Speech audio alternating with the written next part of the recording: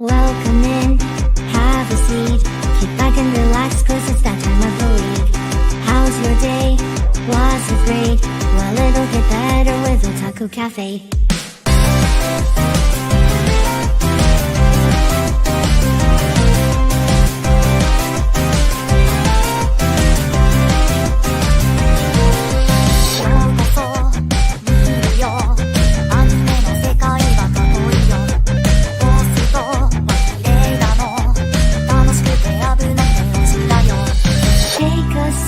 Nostalgia, let the memories bloom.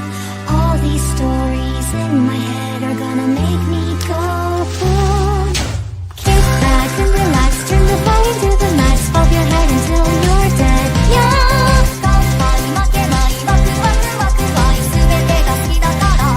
Yeah.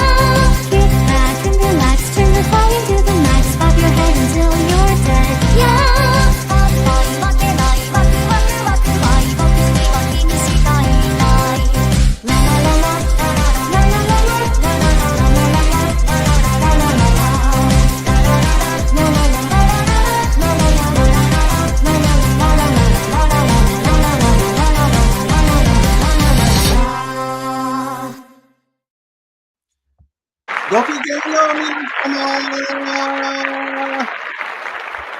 You're probably wondering why we're doing a random Thursday episode of Otaku Cafe at 3 in the afternoon.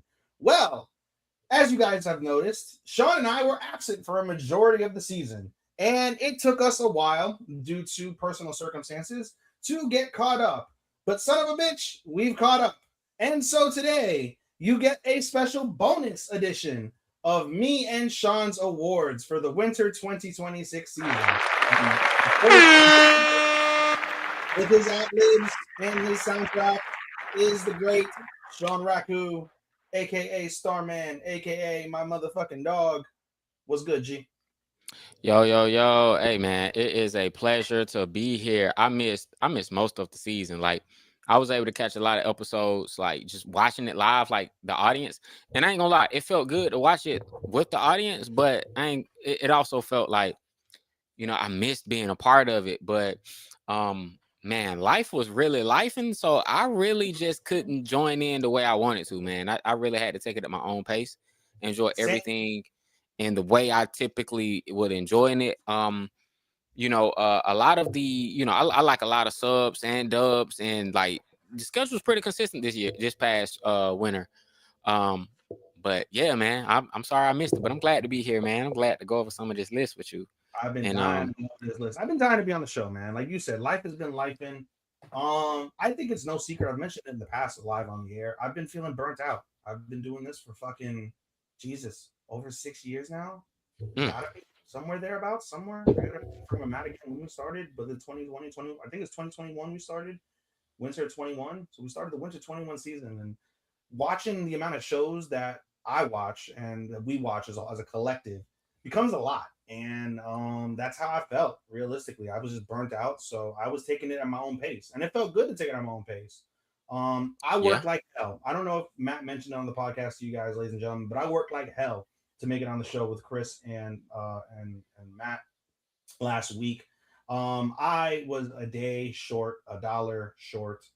And so we decided, since Sean was behind but wants to take part, we just do our own thing with the blessing of our now full CEO. I have stepped down and relinquished that title. However, I still maintain monetary rights and feedback in this show. And so now I've declared myself the CFO of Otaku Cafe. I am the chief financial officer. I am the chief financial officer of this. Yes.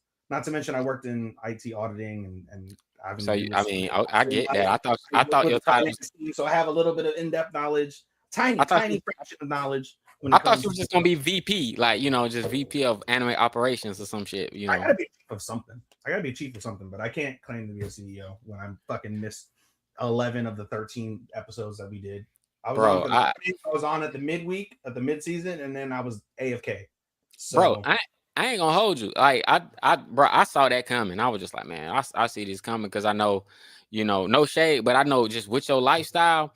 And I was just like, I kept imploring you, like, hey, bro, like, you might want to trim the fat, dog. Like, I know you enjoy what you watching, But dog, you taking on a lot. You taking on a lot to like, because the reason why I couldn't show up, it wasn't that I had too many shows on my plate. It's just that it's like, bro, I need a season where I don't have to watch these on the schedule, like with intention. Like, because I could have caught up and stayed current, but it was like, you know what? For my mental health, I need to be able to watch these on my own time. Like, there are like JJK, I didn't watch that shit till it was completely done. Free Rent, didn't watch it till it was completely done. Golden Kamuy, didn't watch it till it was completely done. I stopped halfway through Polar Opposites and didn't finish it till it was completely done. I think the only thing I watched week to week were the shows that I had threads for, which was Oshinoko and Vigilantes. Everything else I watched randomly, or I waited to the very end of the season to watch. Because I didn't have threads for, because I yeah, was like, I don't have to write a summary, because you know me, I'm like go on my anime Instagram, which I'm live on. I decided to go live on it for what it was worth today, since we have that extra space, and I write a summary of the episode recap summary, and then I still look at things because of my brain, because I've been doing this for so long. I still look at it from a critiquing standpoint, and I have to let it like kind of like I let it marinate a lot more this season than I did previously. But even so, yeah, it's just I I had a good opportunity to just like what up, see Kachaz, what up. Um, I just had an opportunity to just like step back and enjoy other things. Like I binged the fuck out of YouTube out last season. Just watch. yeah, it felt good to binge. Like I like binging I shows. watch Like Game of Thrones every Monday evening. I watch Game of Thrones with my best friend. I'm up to season 6, episode 3, y'all. This shit has been lit. I love it so much. I got tatted. that's the life. I got tatted. All men must die. So it's been it was a nice to take to season. It was nice to take it back. And now this season coming in, we'll talk about it at the end of the show. I got 30 fucking shows. I said like, oh, I plan to watch this. Ain't no way in God's green earth. Bro, ain't no way in God's green earth, bro. I'm watching 30 shows. I don't see how y'all even look and be like, damn, these are 30 shows that I think are interesting enough that I think I want to watch. I don't have that much FOMO. Like, bro, like I tell you right now, with the current season that's just with spring, I got 5 shows. I have 5. I probably won't have 10, bro. I have 5. I got 12. I've got 12 as it currently stands. 4. Yeah, it's like I'm gonna try to get, and I want to pick up another like 5. if I get to 10 plus, I get to 10 plus 11, 12. But with this past season, I had 15. This past season, I capped at 15. It wasn't like I planned it. It was just once I started watching everything, it's like, okay, this is how many shows I landed on. But the one thing is, the first time in a long, it's about time to get to it. So I said, let's go ahead and get to it, because for the first time in a long time, out of all of my shows, I was, bro, I had almost no mid, bro. Like everything was like, this was one of the most difficult. I watched 20 shows, and like I could have put a solid 15. We do 13 here on the show, but I could have put a solid 15. I had to knock out 2 shows that were good, but everything else was just better. Yeah, I had a couple drops. I did have a couple drops in the season. It's very rarely do I drop a show after 3 episodes, but I had a couple drops that I just didn't finish in time. And some shows it's just like everybody's like, bro, the show gonna get better. It's gonna get better, and it's good. It's good. And I'm like, bro, I'm already up to episode 6, and bro, I don't give a fuck about anybody. I'm dropping it. I'm done. I got other stuff to watch. I ain't got time, so I ain't make time. But I finished up my last show this morning. So I'm ready. I finished my last show a couple days ago. I knew it wasn't gonna make my list to your eternity. I took my sweet time on it. But yeah, I was ready by Tuesday. Realistically, I was ready last Tuesday. So I've been taking it easy, taking it chill. I just caught up on my first show of the spring season. Rooster Fighter, cockfighting anime. That shit is fucking hilarious. Yeah, Next I said I was going is Rag. I know Rag. I know you already seen what happened in Rag. We've been anticipating it for a year plus. They finally did the scene. So, and after I saw the scene, I was like, "This it, bro. Y'all could have gave me that panel. I wouldn't have been mad, bro. Because when I saw the panel, I was like, when I saw the scene, I was like, this is probably the scene. Because everything, all the panels that they showed leading up to the scene were more like, you know, I saw the scene and I bust out laughing like that. I almost made it to give, and I was like, yo, nah, people didn't want this spoiled. I was like, damn, I expected more. When I actually saw the scene, I was like, oh, that's it. I expected something way more debaucherous, or scantily. But honestly, my favorite scene of Rat this week was probably the last 2 minutes, and it was like, oh yeah, oh, the drama's back. The drama's back. But anyway, man, let's get into this All right. this winter top 10 and our best of winter anime. Cakes, man, let's do it. Good buddy. All right, so y'all should be familiar by now how we do this. I'm not gonna go as in depth as Matt does in terms of the specified cakes. We didn't have anything planned in terms of the alcohols like we did last season. So we're just gonna read off just the regular awards. Y'all can fill in whatever type of drink, food, condiments, whatever you feel this award justifies. Have fun with it. But yeah, we're gonna start off as we always start off. Sean, and just a format for those who are new that may be watching it or listening. I will read out the award. Sean will give me his take and some words. I will give my take and some awards, and we'll keep it pushing.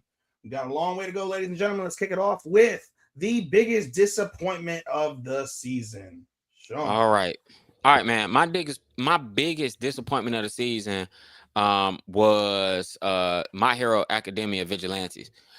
Vigilantes dropped the ball this season because they did Eraserhead's backstory. And bro, My Hero's done. Like, I get they're gonna do these spin-offs, they're gonna probably do a sequel, but I don't care at this point.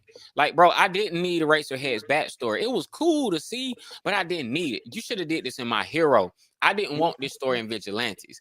I wanted the Vigilante story to start going. And then when it finally started going and it got good, they end up doing Captain Celebrity. They made it about Captain Celebrity. So it's like, bro, this season just let me down because everything that I liked about the previous season, there was none of that. They didn't focus on none of the main, characters as much. So yeah, man. My Hero, and it's straight up mid, bro. It's a straight up 3 out of 5 for me. It didn't make it into my honorable mentions, but yeah, bro, it's straight up mid, bro. I'd skip it if I wasn't such a fan of it, but yeah, disappointed. Yeah, no, I feel that. I mean, I agree with you totally. It's just the pacing was like shit, especially with the show officially over now. Yeah. The Eraserhead stuff was fantastic, and it would fit in gloriously in the regular My Hero show. You know what I mean? But even would have fit in if they would have ran this concurrently because season 1 happened as My Hero was ending. Well, it was super relevant. It was super relevant to what was going on, but I feel like they could have squeezed that into like one episode. They featured the fight with they could have and Present Mike and Kuro, whatever the fuck is the Black Cloud. Bro, they could have just made that a movie. Like, that could have been a movie. They could have just said, yo, this is My Hero Academia special. And they could have just made a special separate from the season. That's what they should have did. They should have just made that a separate TV special, 1 hour special, and just got it out the way. It shouldn't have impacted the regular season is what I'm saying. It wasn't bad. It just wasn't needed. Agreed. All right. My biggest disappointment of the season was Anyway, I'm Falling in Love with You season 2. It's a great show when it comes to drama, but at the end of the day, what pissed me off about this show is you have 4 boys in this show. One of them is gay, so he doesn't matter. He had his own redemption and it was great, no problem, right? The other 3 boys, 2 of them are feckless as fuck. You done tell me you've loved this girl since you guys were all childhood best friends, and none of you had the gumption and none of you had the gall, the balls to let this girl know earlier than 25 years later that you like this girl. After the best friend, after the childhood friend that she does fall for, ditches her ass for 3 years because he didn't know how to process that he couldn't go on with his swimming career. He ditched her and you guys, just deaded you all for 3 years. And nobody had the gall in between that time or before that time to put their like affection out there and let this girl know. You only do it after homeboy comes back and like vows to win her back and like says he's grown and matured, and she still goes with Buddy anyway because they built that rapport because they were together for long, and y'all didn't have the heart to go ahead and let her know how you really feel. If you had done it sooner, you might have not lost, or you might have had a better opportunity to score her. completely awful. And on top of it, like I said, the principle of him leaving that happens in a relationship where sometimes you can't handle an aspect or something, and you like you turtle, right? You try to run away. But the fact that the relationship was perfectly fine, and she was perfectly fine and accepting and loving and caring and all of that jazz, and he ran away because if I didn't swim, I don't know what's going on with life. Are you fucking joking? Not to mention, to boot, the principle of this show, which even got me more interested, was the fact that it's set during the pandemic, right? The show starts off officially in 2020. So you would think, oh, they're talking about how the pandemic negatively affected the youth. There should be more emphasis on that. There should be something involving the pandemic. No, that is hardly ever touched. A couple things get canceled or delayed, but nobody important dies from COVID. No one of like it doesn't show the world like being shut down where they can't hang out together or they're wearing masks and they're social distancing. There was no real impact from this being set in the pandemic and being noted as such and causing plot twists as a result. And that was another letdown in regards to this season. Thank God the show is over. I'm glad I don't have to deal with any fucking weak plot points any further. So to recap, just so I'm clear on it, like your disappointment came from the story just didn't go where you wanted it to go. Basically. Okay. No. That's fair. That's legit. Basically. I have another one on my 13. That's a disappointment, but I'll get to that when I get to the 13. All right. I went on my little rant. I was rant number 1. I don't have Sean timing me this time. I don't have Matt timing me, so we'll see how long my rants go this season. I don't have too many of them, but that was one of them. All right, we're gonna move on. What's the next award that this motherfucker always talks about? We'll go with the best. I guess we go with the after the disappointment. Oh, with surprise.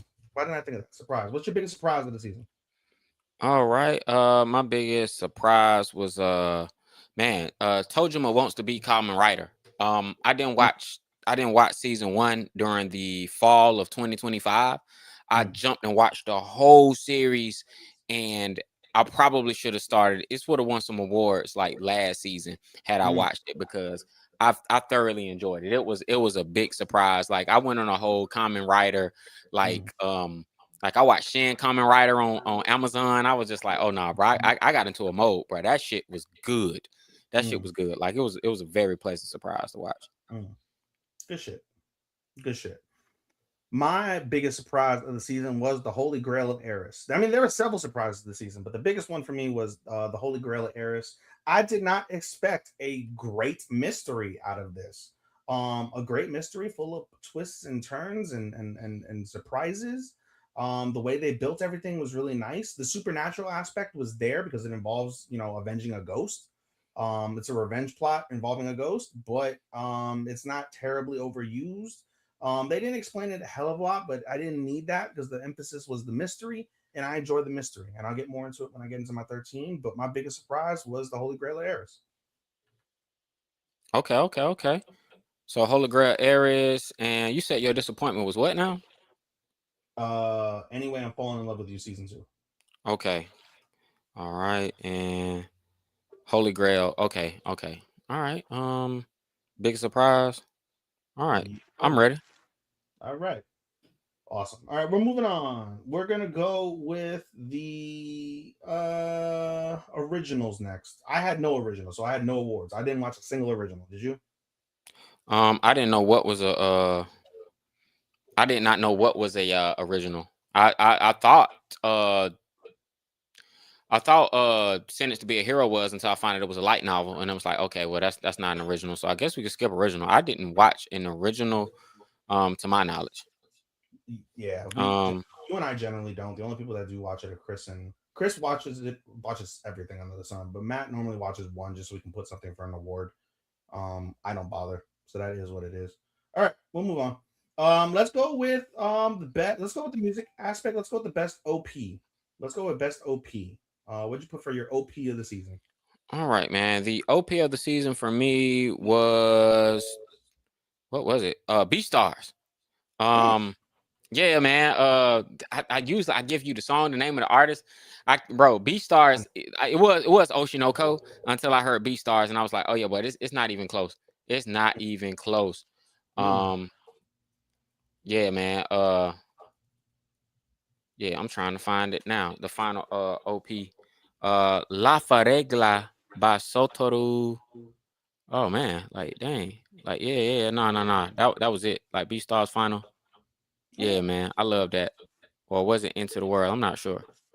Yeah, La Farella. Okay. Yeah, that was dope by And- Sotaru Kosaki. It's a jazz. It's jazz. It was straight up jazz, bro. That jump Oh, was. that's it. Oh yeah, bro. I was just like, bro, a good anime jazz opening, man. Like, yeah, that was heat. That was heat. I I loved get it. you. I feel you. I never do the names and stuff. I just tell you the show. For me, it was hard, but realistically, I think the best one encapsulating visuals along with the music. I went with Oshinoko, this year's OP. Not as good as the first two, but nonetheless, I still enjoyed it.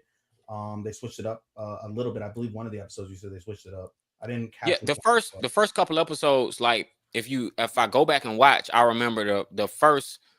I think it was around. You notice how it was four girls dancing, but they never introduced who the fourth girl was. I never noticed that. You never noticed? Like there were it was Mim, it was Ruby, and it was Kana, and then there was a fourth girl. In the first couple episodes, it was only three, and then they showed the fourth girl. And I was like, "Yo, who the hell is this fourth girl?" Um, if I'm talking visuals in the OP, I would give it polar opposites. I think polar opposites had visually the most Mm-hmm. original, like Mm-hmm.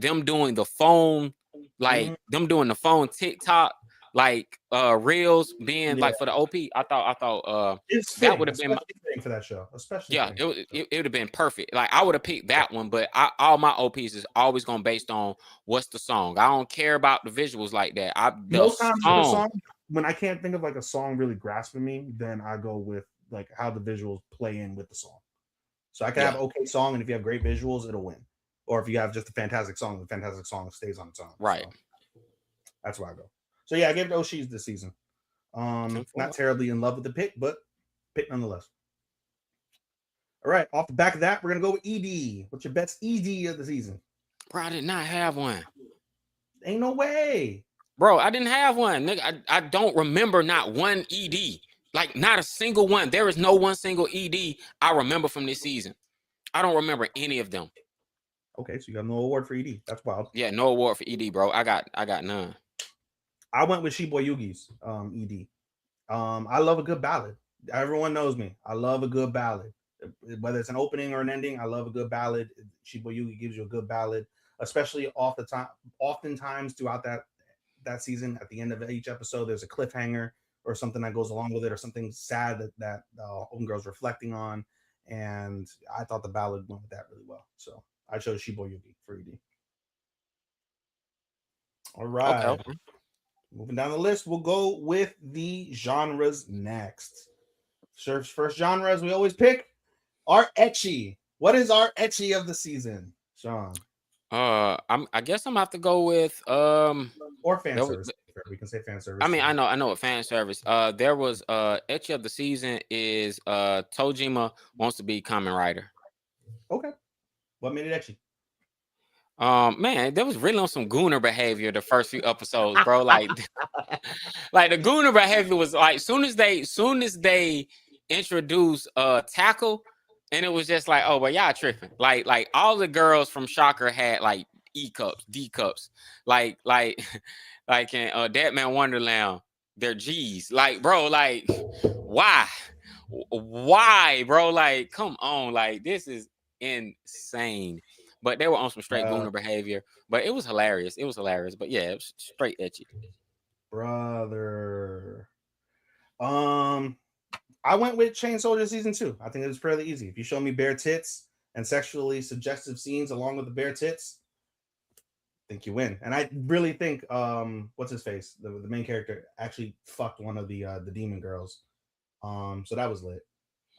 He literally had like, bro, it's wild. Like homeboy, like she had like I guess a spit fetish, so she's feeding him spit, so he's like paralyzed because of it. That's like demon power.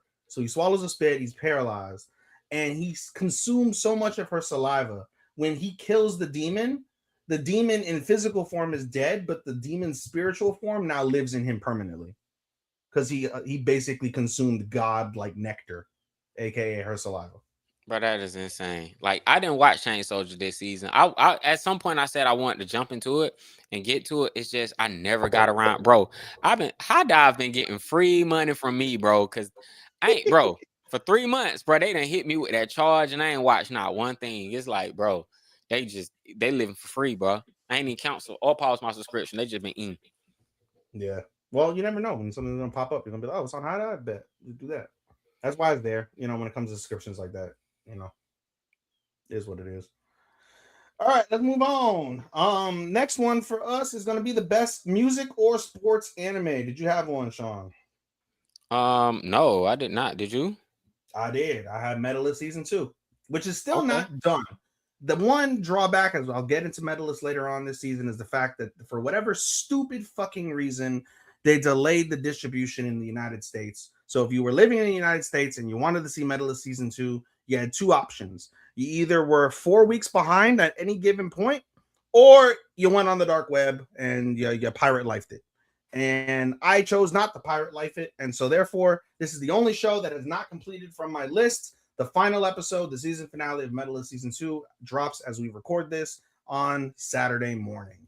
And so I watched 8 of the 9. I got everything I needed from the 8 of the 9 though, so that's why it's still ranked in my 13. I'll tell you where it is later. But nonetheless, Medalist season 2, fantastic when it comes to the figure skating, the art, the music. We'll get into it, but yes, mine was Medalist season 2. All right. Okay, moving on. We will go with the next. Let's go with fantasy. What was your best fantasy anime of the season? Free reign. Fair. Yeah, it's free. It's free reign, man.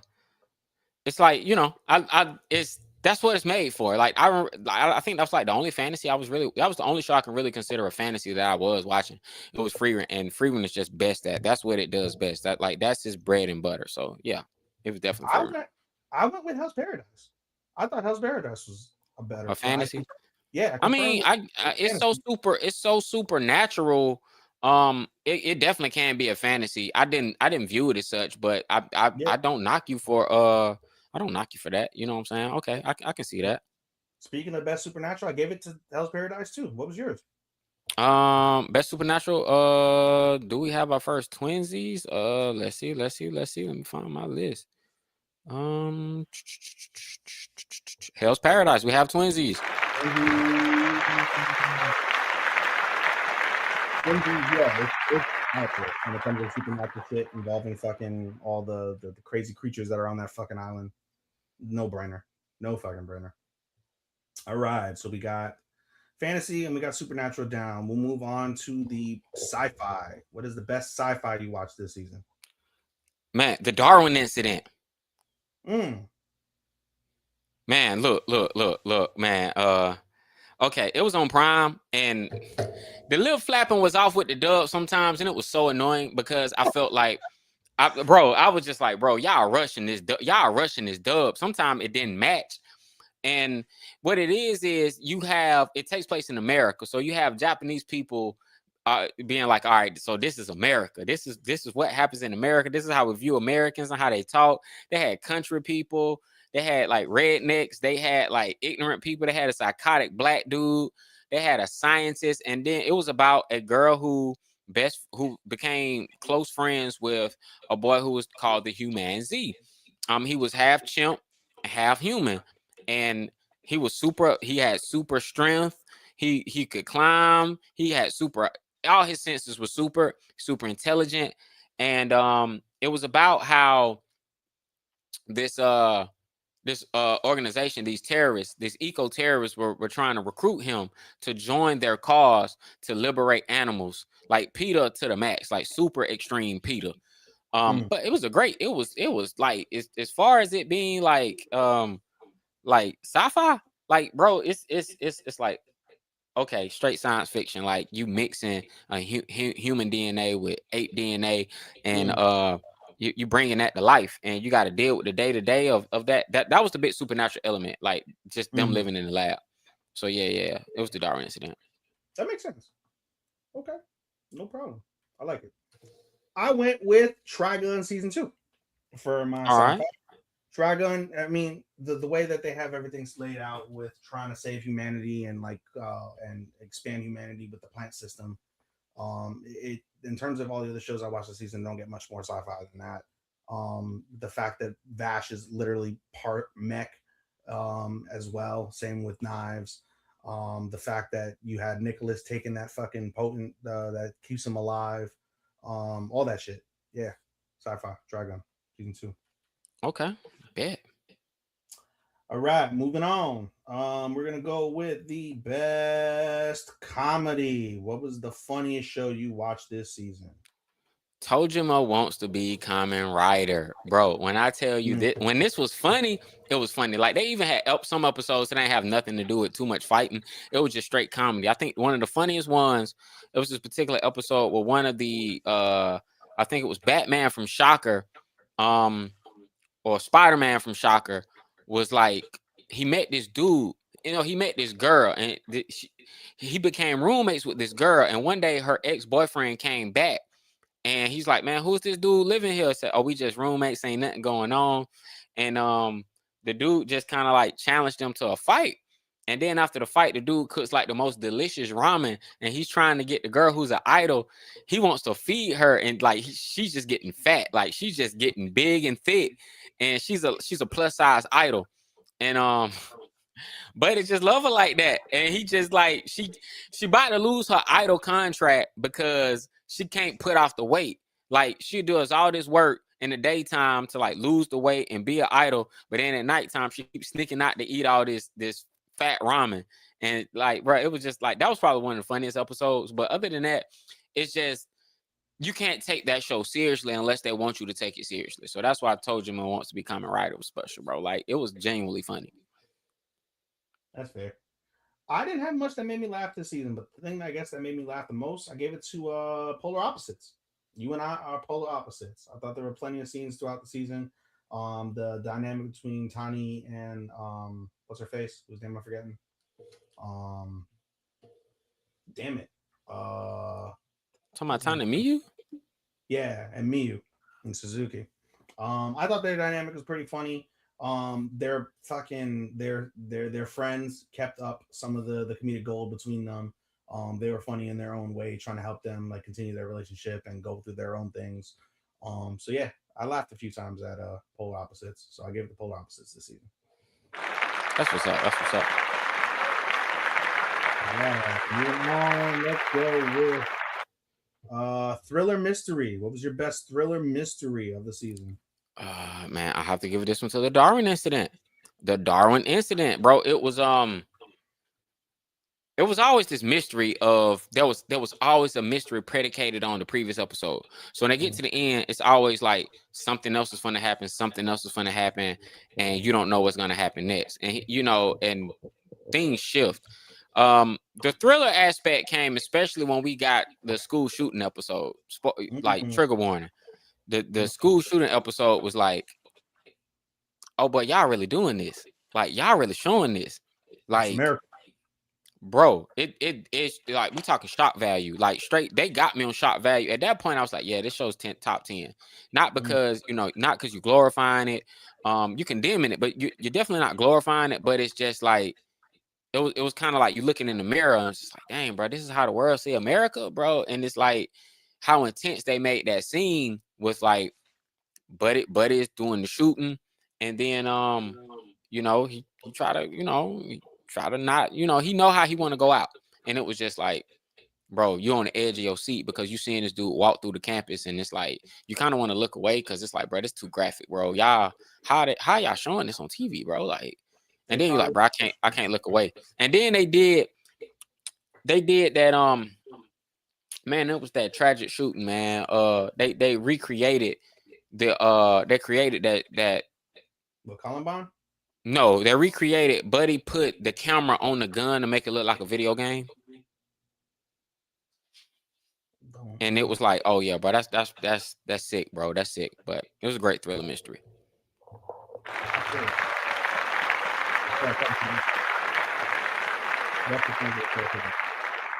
Thriller mystery for me, I went with the thriller aspect of Shiboy Yugi. Yeah, the last episode was a disappointment, but regardless, for the remainder of the season, I was enthralled, totally enthralled by Shiboy Yugi and the way that the death games played out. I know you weren't a big fan of it, Sean. I know you wanted something more like Saw type vibes. No, that wasn't me. I thought that was Matt. No, That wasn't me. I don't think that was Matt. I think it was you or Chris. It had to be somebody else. I think it was Chris that wanted. Somebody wanted. I thought it was you that wanted it to be like Saw. No, I didn't have a complaint. I didn't have a complaint until the final episode. That made no damn sense. Oh. Yeah, that must have been Chris. Then. Oh Chris yeah, but absolutely. Oh, Nah, but I mean, like I said, I was enthralled throughout the season with Shibuya Yugi. I thought the drama and the suspense was top tier. It was one of those ones where like I felt like, especially I thought it was to Chris's point. I thought it was going to be a lot more graphic than what it was after episode 1 when they had the fucking like the chainsaw scene or whatever where they fucking cut old girl fucking to pieces.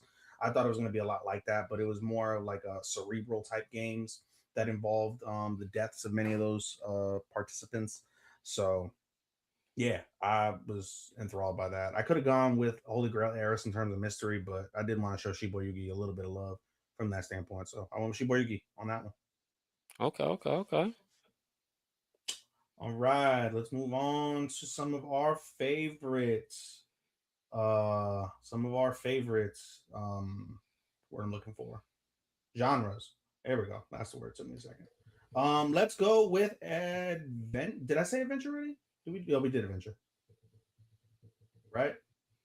Yeah, no, we haven't. We haven't done adventure. Okay, let's go with adventure. What was your best adventure? All right. My best adventure was where is it, bro? I don't know where I put my best adventure. I'm trying to keep up.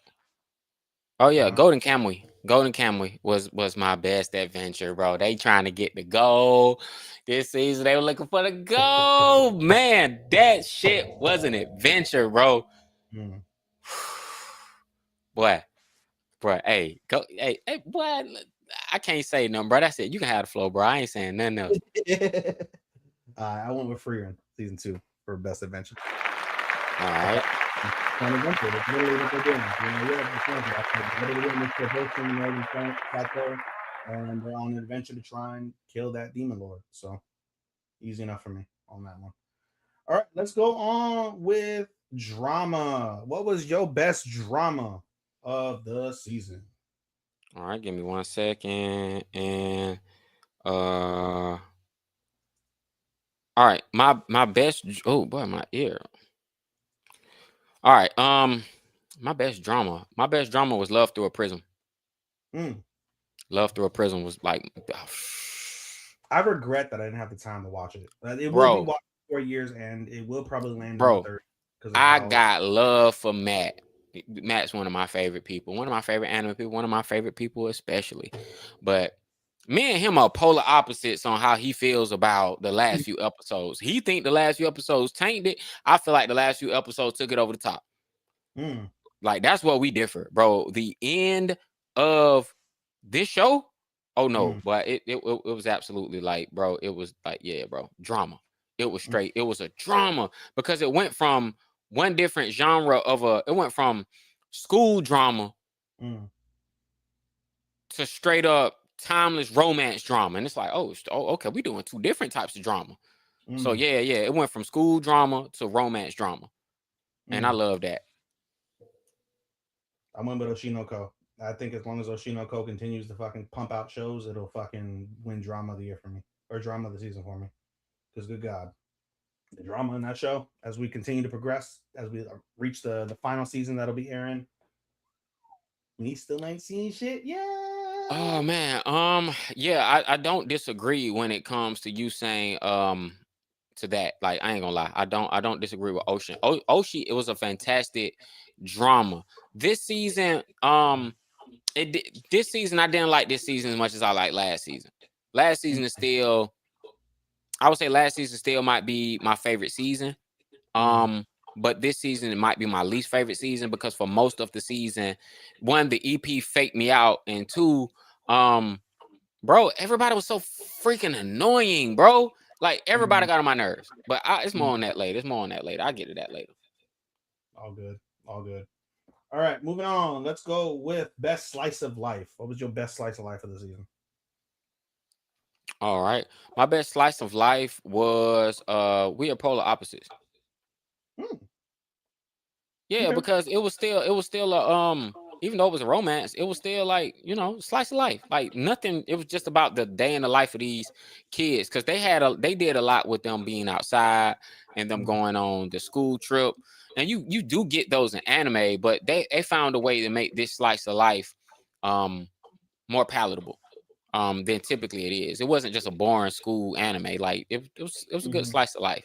They kind of Yeah, blended the best of most both of the scenes worlds. take place outside of school. Like, yeah, they're in school. But most of like the important things happen outside of school. So I feel you. Yeah, yeah. That's what I like because usually the most important things happen. They didn't do the club trope, but they had a club that they had to meet at every day. It was like no, like they go home and that's when the show gets really good when they Mhm. get out of school. And usually most shows they censor everything that makes it slice of life in school. And this show didn't do that, so I liked it. That's fair. I like that. Journal with Witch. I'll get on to Journal with Witch when we get into our tops. But yeah, Journal with Witch was an incredible slice of life that had to deal with just trauma and how to deal with that, how to deal with loss, how to be able to try and reconcile your feelings and things of that nature. I'll get way Bro, more to that when we get into please, when we please talk. do because as it currently stands, that was my drop. I got Bro, 6 episodes in and was like, I'm done. Like it just couldn't. It never got better. It was like, bro, I got 6 episodes in and was just like, bro, I'm just not interested. I really just don't care. I just could not find it in me to care, bro. The show just became work. Like Matt tried to get me to stick with it after 3 episodes. I said, okay, it's getting interesting a little bit, and then it was just like, bro, I'm just not in the mood. I just could never find the right mood to watch that show. I got you. Yeah. I got you. I got you when I get to it. I got you. All right, moving on. I think this is the last. Oh no, second to last. Second to last. Genre category. Romance. What was your best romance of the season? We are polar opposites. Contrary to popular belief, yeah, We Are Polar Opposites was a fantastic romance. What made it such a good romance is it didn't it wasn't completely predicated on the main characters. Mm, There was a romance building with a couple of the friends, and then one of the friends ended up building a romance and going on a date. And I love how in the last episode we get 2 dates at the same mhm, time that end up crossing paths with each other, but never find out that mhm, both of them went on a date at the same time. And they split the episode in half, and they didn't just bore you with the main couple and what's going on with them. They had another polar opposites. It was two opposites attract. mhm, Um, and it kind of hit me because, like, in my personal relationship, I'm in a polar opposite relationship. And I really appreciated how the anime makes it. Um, it makes it seem like opposites attract is just beautiful. And it is when it is. But the opposites attract stuff in real life, bro, that junk get hard because you really do feel like you have times where y'all just ain't compatible. And mhm, incompatibility really just kind of like it pulls because opposites attract is like a magnet. Like y'all can if y'all are willing to learn from each other and grow with each other, y'all it can be a beautiful thing. But I think it glorifies and it like romanticizes like opposites attracting when sometimes like real life, I know if you opposites with someone, it can become work. It can become hard. It can become like difficult. But one thing that they got right is the rewarding part when you learn about the person and you learn about yourself mm, when you compliment someone else and you push something new to someone else. And it's like that was the beautiful part they got right. I was just like, yeah, bro, that was I give it best romance because I could personally relate to it. Even though they're like high school kids, they mhm, got the element about opposites attracting. They got that right. They really did got that right. So it touched me in a way where it was like, yo, this I can relate to this. Like mm, this is true. So yeah, man. Great romance. It was gonna be Love Through a Prism until I finished this, and it was like, no. This deserves it way more. twinsies. What? Twinsies. I didn't have it as in depth as you did. But out of all the romances I enjoyed, we got a couple from episode one from the jump, and then the rest of the show focuses on how they build upon that and how they continue to grow. They face a little bit of adversity, so not everything's perfect. And to me, again, what I made the show enjoyable for me were the side characters, whether it was helping Tani and Suzuki along, and then when they go through their own things and having their own self discoveries and their own thoughts and their own stories as they went along, while never forgetting Suzuki and Tani, but giving them that extra emphasis, I thought really sold me in terms of how solid of a romance this was. So Yeah, bro. It was I so much. appreciate the fuck out of what you said, though. It makes total sense what you said, and Yeah, bro. Like, it makes me want to bump it up. I think I might bump it up one. Bump it up one. I just bumped it up on my 13, dog.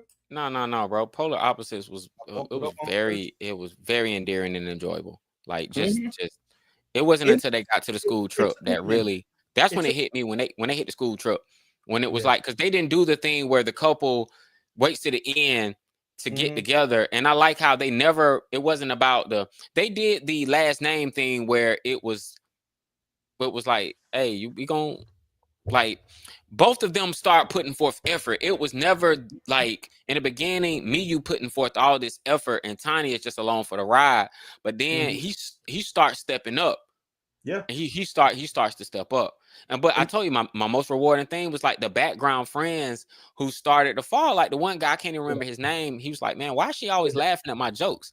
Like, Yeah. why is she, you know what I'm saying? Like, she coming into the store with me and he's second guessing himself. He got this anxiety, he got this self depravity, and she's like, nah, bro, you cool. Like she really fucking with him. And I'm like, oh yeah, bro, we got 3 couples. And then they said, oh bro, we only taking 1 season off, and then we're gonna come back with part 2 in the summer. So just hold off for spring. My We'll be back in the summer. couple, that dude, I think the downtrodden guy. That's who you're talking about. Him and then his best friend, who was his childhood friend, and they're like, "Oh, we just homies." But then they start, they're very slowly realizing the bits and pieces about each other that they like. That's my favorite couple of the bunch. But nonetheless, yeah, I enjoyed the shit out of it. So it was work. It was a little bit of work. I love the first episode. Then it kind of fell off for me, and I was like, this might be a drop, but I kept it going. And part of the reason why I kept it going because you were so hype about it, and I was like, all right, I'm gonna keep it going. Bro, it was the animation for me. It was the animation and the downtime when it was like, oh bro, why y'all drawing this like this? Like, it was the way they animated Miyu, because I fell in love with her instantly, bro. Like, I was like, oh, but she is my favorite fucking character. Like, she was my favorite character, like, of this whole show. But when everything started bubbling with Shyuji, you know what I'm saying? When Shyuji started and Manami, they started having not Manami, but Shino. When they started having their thing, like, I think that's probably your favorite couple. Like, I like Natsumi and Kentaro. Kentaro and Natsumi, like, they're the couple that I like how Kentaro was really trying, and Natsumi was Onishi. She was trying to get out of her comfort zone. The whole show, she trying to get out of her comfort zone. Her friend trying to push out of her comfort zone. Yeah, but then like the unsuspecting couple was Shyuji and Shino. Yeah, that's my couple. Yeah, like that was the most unsuspecting couple. It was just like they're not even a couple yet. And I think we're gonna probably get more of them in season 2. So I'm excited. I'm excited for season 2. I hope we do, man. Yeah. I'm looking forward to it. Agreed. See, who says we don't get along when it comes to romance? We've been doing pretty well this episode. How about that? All right. I think. Oh no, we got one more. Genre. It's the genre that everybody has come to love and appreciate because it gets everybody started in anime for the most part. The best action anime of the season. What is yours, Sean? All right, best action. It's gonna throw y'all for a loop. Kamen Rider. Golden Kamuy. Okay. Golden Kamuy was best action. Like, I saw it and I was like, Shield. It was Sentenced to Be Hero and Hell's Paradise and JJK. And people like, bro, that's who you gonna probably get this award to. And honestly, JJK almost got it. Hell's Paradise probably deserved it, but Golden Kamuy, just without them just being over the top, Golden Camel kept people were getting stabbed. People were getting shot in the face, shot in the back, drop kicked, like power bombed, like choked, drowned. People were dying in the most craziest ways. And then they ended this season with the whole. They ended this whole season with like a battle where they got to this fort and they had to defend this fort, and a whole platoon is coming into the fort, and then for whatever reason, some military like battleships pull up and start bombing. And now you got these old dudes with a cannon trying to sink a military vessel. And then you got snipers out here sniping. And then you got they killing horses trying to get, bro. It was so much violence. Like Golden Kamuy just like they ain't need all the crazy animation like none of these other shonen did, bro. It was just so much violence. Like every episode, I think they had 2 episodes that were just slice of life and just kind of like funny, but everything else was violence. It was just violence, bro. Just unfiltered violence, and it was like war. You know what I'm saying? It's like a battle, like military shit. Like, yeah, man. That was action. That sounds like Akiba May Wars when I gave it to Akiba May Wars one year. Yeah, I gave it to that too. But Akiba May was like best action. Like I'm telling y'all, like I said, I wanted to get us the sentence to be a hero because sentence to be a hero. Like we talking shonen. If this would have been best shonen, I probably would have gave it to one of those. But Yeah. I don't consider Golden Kamuy like a shonen. It's kind of like it's a historical drama. Yeah. You know what I'm saying? It just so happens to have action. Yeah. I gave it to JJK. Okay. I went easy route. Easy route. Animation, fight scenes, all great. All great. So No, bro. It was bro, seeing that domain expansion, bro, and like this man about to drown, and like I was like, yo, that was a great fight. That was a great fight. No, what really sold me the action was the fucking Kill Bill episode where Mai goes and kills the clan. Her whole family, bro. She killed the entire clan, bro. Bro, she killed her family. It was a wrap for me then. It was a wrap. That episode was a wrap. I was like, all right, best action. There we go. This woman just killed her entire family. Yeah. 30 motherfuckers. Women, children, adults. Didn't matter. They, thems, probably. They might have been the they, them in there. Murked. Everybody got murked. Yeah, bro. That was facts. All right. Let's go on to the specificities of the season. We're going to go and start off with the best duo or group. What is your best duo or group of the season? Man, my best group is Company 8 from Fire Force. Man, they had to go through it. Like Company 8 was like, think about it. Last season, Company 8 was like on the government's like most wanted list. And despite them being on the government's most wanted list, they still had to like step up. They had to save the world. Like everything was on their shoulders. If Company 8 wasn't there, like, because everybody wanted to do the calamity. They just like, bro, we want to bring the great calamity. We want to just reset the whole world and turn the whole world into a new sun. And they Company 8 is like, no. You have to the whole world, you have to get through Company 8. And Company 8 was standing on business. Company 8 was standing on straight business. Okay. Fair enough. I'll get into that when we get into 13. Group for me was Eris and Scarlet from Holy Grail Eris. Okay. Yeah. And her name's not Eris. Fuck is her name? I just realized like Eris is the fucking Eris. What the fuck is Holy Grail Eris? Why did I finish it? What's her name? Constance Grail. Constance. Let me change that from Eris to Constance. Okay, Constance and Scarlet. At the end of the day, literally, Constance was this like average Joe girl. Like she, the middling fucking noble woman. And she gets caught up in some bullshit from the jump when she realizes that her betrothed is literally cheating on her with some chick. When she finds this out, she gets caught up in a whole revenge murder plot with a fucking ghost. And literally her life gets turned upside down. And the thing about Eris and Constance and Scarlet is that Constance, she is very meek, very timid, very kind. Scarlet is very ruthless and sinister, but not in an evil way. But just she's trying to get revenge for herself because she was like, there was no way that I deserved to be murdered. I should have not been murdered. I should have not been killed. I was set up. So I need you to avenge me. And Constance has to get out of her shell so much because of all the life threatening situations that she's in. And she finds at various points where she, like, no matter how hard she tries, she can't get around that bound. And she calls on Scarlet, and Scarlet comes and saves the day. And then toward the end of the season, Constance finally does get a little bit out of her shell, and she's able to support herself when Scarlet isn't around or can't assist her in the journey that she's on the path that she's now gone on because of Scarlet. And so that dynamic I thought was tremendous throughout. Literally, they were literally tied to the hip for the most part throughout the season, as more of the solutions to the mystery were unveiled to us through those points. So yeah, Constance and Scarlet were my duo of the season. Okay. Okay, let's move on. Let's go with supporting boy. Who was your best supporting boy of the season? Best supporting boy was Kentaro from Polar Opposites. Okay. Yeah, nah, bro. He like I said, the sub couple, like adjacent to the main couple, Mm, like like that kept the show from being one dimensional. It gave it mm, an extra layer. So I was just like, he was the boy involved in that. So I mm. gave him the award. Okay, fair enough.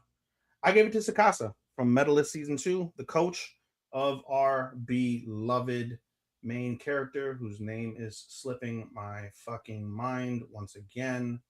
I watch so many shows, names just fucking go all over the place. Inori.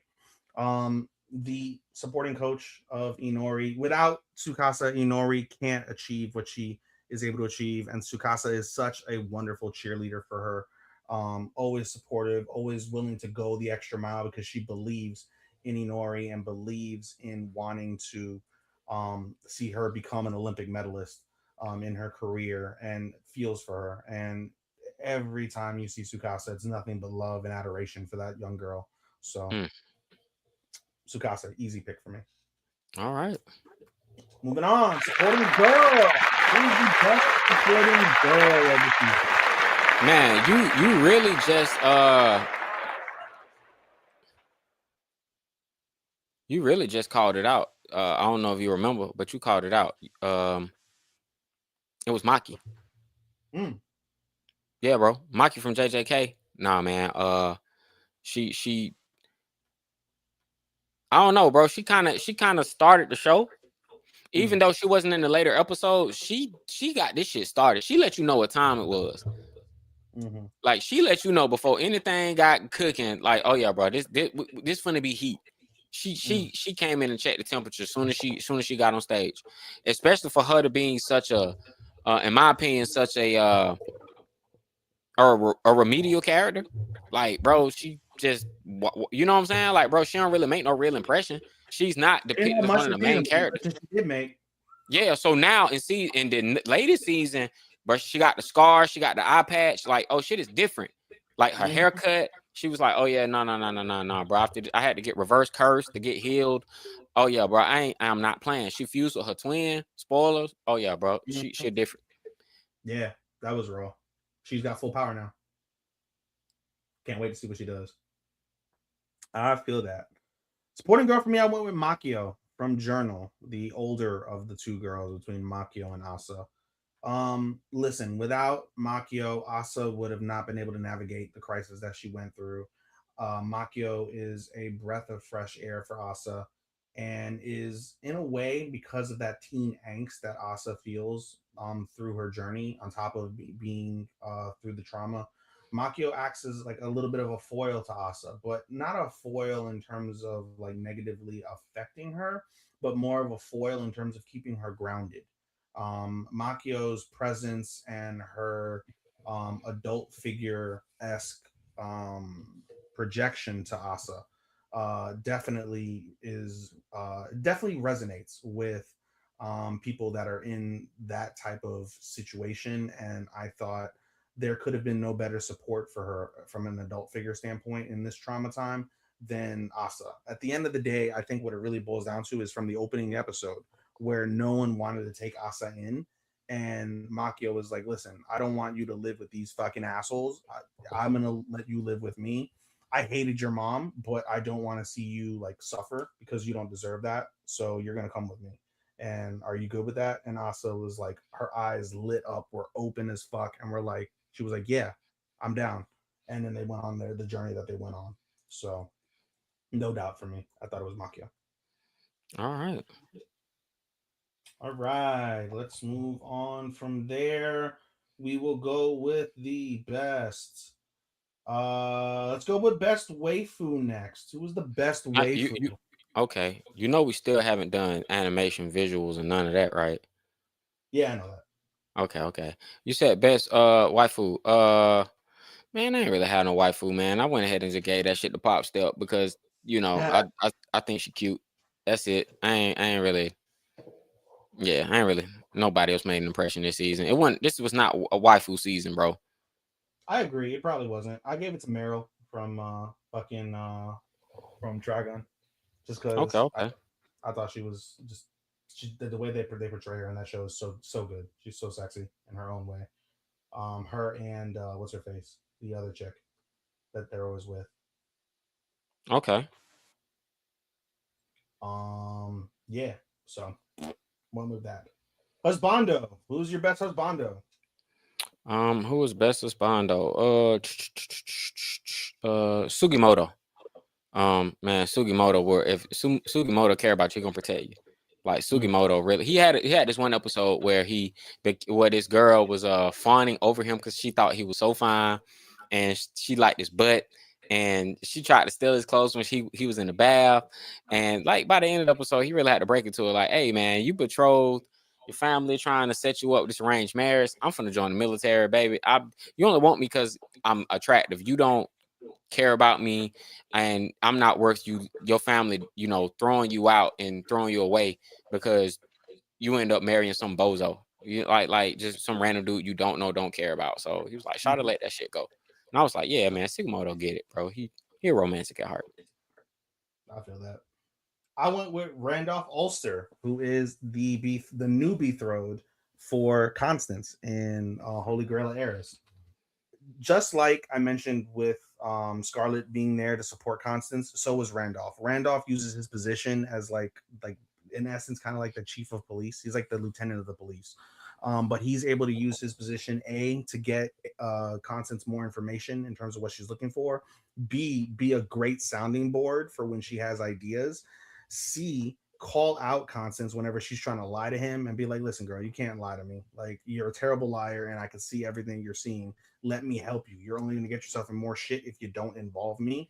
And then Hmm. D, when she does fall into her inevitable shit, he's another character besides Scarlet that's constantly there to support her, back her up, save her from trouble, be there for her to initiate things. So, and then by season's end, they end up together. They end up at early in the season, they end up in a kind of like an arranged marriage that's mutually beneficial to them. But over the course of the season, like she comes to care for him, and vice versa. He cares for her, and by season's end, they end up together. So it's not really discussed. It's not an important part of the show, but it's a nice touch that they're able to get together by the end. So yeah, I give it to Randolph.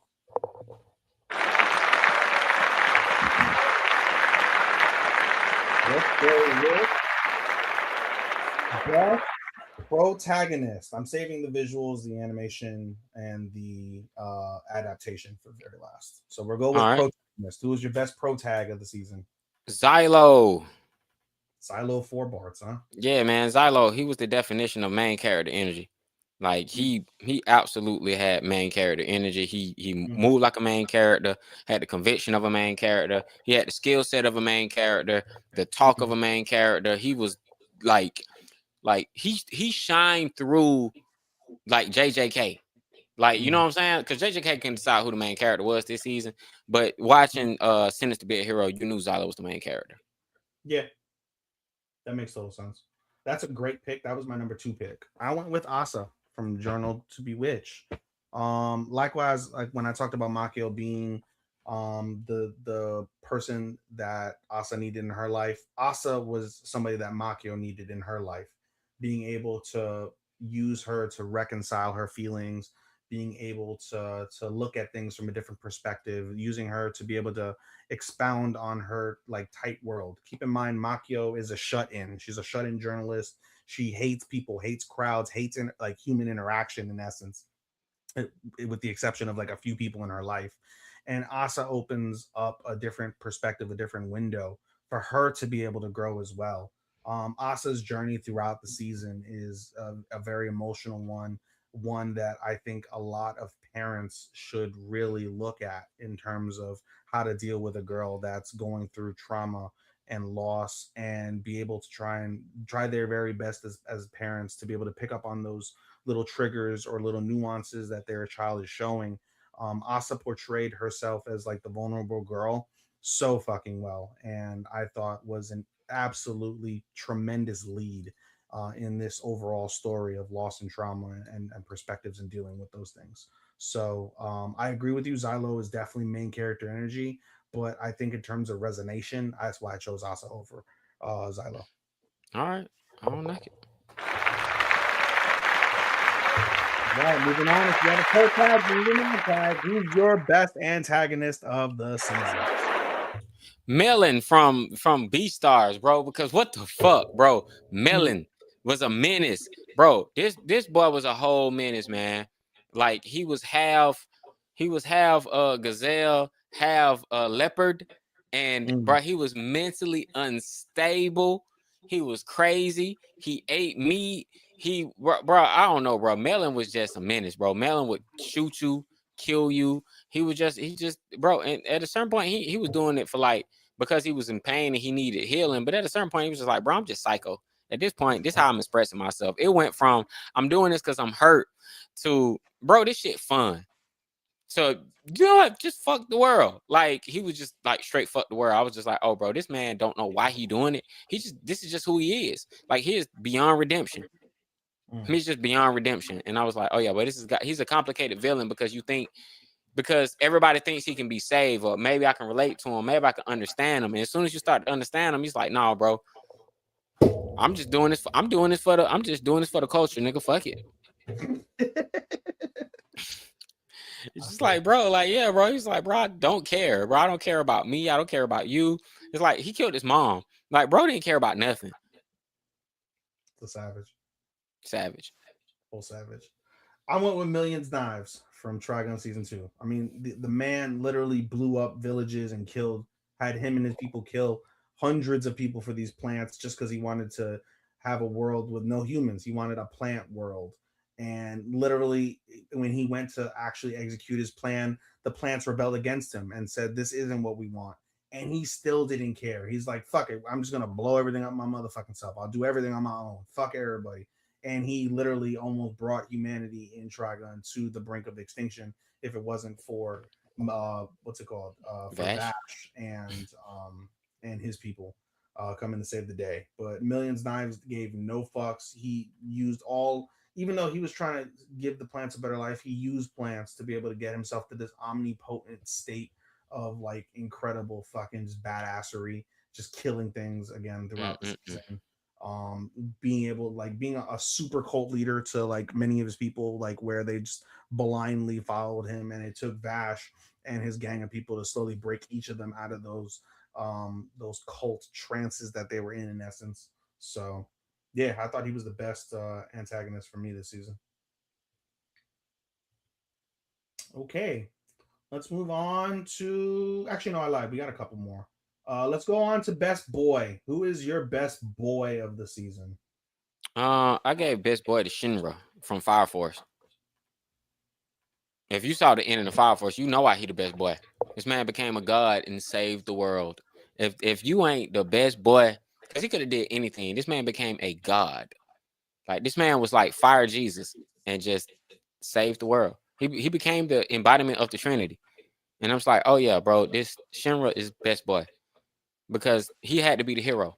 Like his destiny was to be the hero of the world, and he did it. He did it, and he created the Soul Eater world. Shinra, that's best boy energy right there. Doesn't resonate to me. I gave it to Aqua. Always love giving it to Aqua. realistically, because Aqua, at the end of the day, fucking reality be damned, he did everything he could to like help like progress this revenge plot that he has. He's sacrificing everything. He sacrificed his sister loving him, and then was there when his sister hated him and needed her the most. Needed him the most because she was so like despondent and so upset with everything that happened. And he reveals that he's the doctor to her, and everything changes. Aqua breaks up with his girl that loves him and is willing to literally commit murder with him because he doesn't want to like involve her. Bro, like that the sacrifice I that hated, bro. I hated Aqua this season, bro. Aqua was bro. no, because this what made no sense. And tell me if I'm tripping. Ruby never stopped being that girl who didn't have the body to live up to her dream. Died in the hospital, mother abandoned her, appreciated the doctor and developed feelings for him because she had nobody. Straight up just latched on to him and some weird, hey, when I'm 16, let's get married. Doctor's like, Shawty, you terminally ill. Of course I'm gonna tell you that. What disappointed me with Aqua was I forgot he was a doctor. It's like, bro, you went through pre-law. I mean, you went through pre-med. You got your bachelor's, got your master's, went through pre-med and med school and residency. You was a whole doctor. You have a doctorate of information. Like, bro, you are 30 plus. Like, you almost at least 30 if you on this doctor shit. Like bro, you a mature adult. You actually got a fully developed brain, learned all of these things. And then when he becomes Aqua, it's like he lost. It's like, bro, you can't even say that you used to be this doctor, bro, because you haven't demonstrated anything that you have the maturity, the intelligence, or anything from. Advanced problem solving, understanding psychology. What else? No, Being what able. I'm saying is he, the personality he developed because he became Aqua was more realistic to who he was than his past personality. Like, it was nothing. You saw the first episode. Aqua is nothing like that guy. He became a completely different person, which is kind of like there's no conflict with Ruby. I get the conflict with him. It's just like bro, where's the conflict? So when he did the confession and told Ruby, oh yeah, man, we were both reincarnated. It's like, damn, bro, like did the death, like he died and watched his mama die. Like, that shit changes a nigga. So I get it, but it's like, shit, bro. Like, who are you? Yeah, Aqua was, yeah. But yeah, I don't dispute that. Like, Aqua was a great character. Complex as hell. That's why I liked him. Shinra, we'll get into it soon, very soon on Fire Force. All right, we got best boy. Now let's get best girl in. Who is best girl? Miyu from Polar Opposites. I kind of gave that away earlier. Nah, man. I keep it short, man. Miyu, she was like instantly like her energy. She was bubbly. She was fun. She was honest. She was herself, and she made that show. Like, bro, they make Miyu any other way, this becomes a completely bland show. Like, she was the show. Like, she was the show. Mm-hmm. You know something I forgot? By the way, my best girl was Asa. I gave all the details why I gave her best girl in terms of protagonist. So I won't go into further on that one. I forgot to talk about best fight. What was your best fight of the season, bro? I'm glad you asked, Ethan.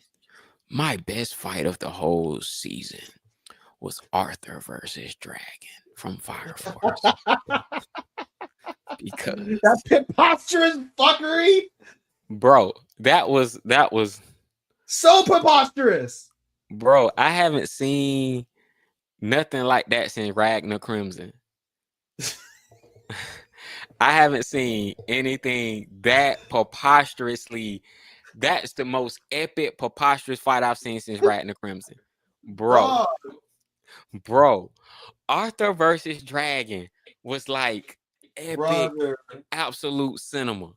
Cause it's like bro was in space and was like, I can't breathe. Hold on. If I take this key, if I take that, oh, now I can breathe. It was a ring. What? It was a ring. He put a ring. A on. ring. If I put this ring on, I can breathe now.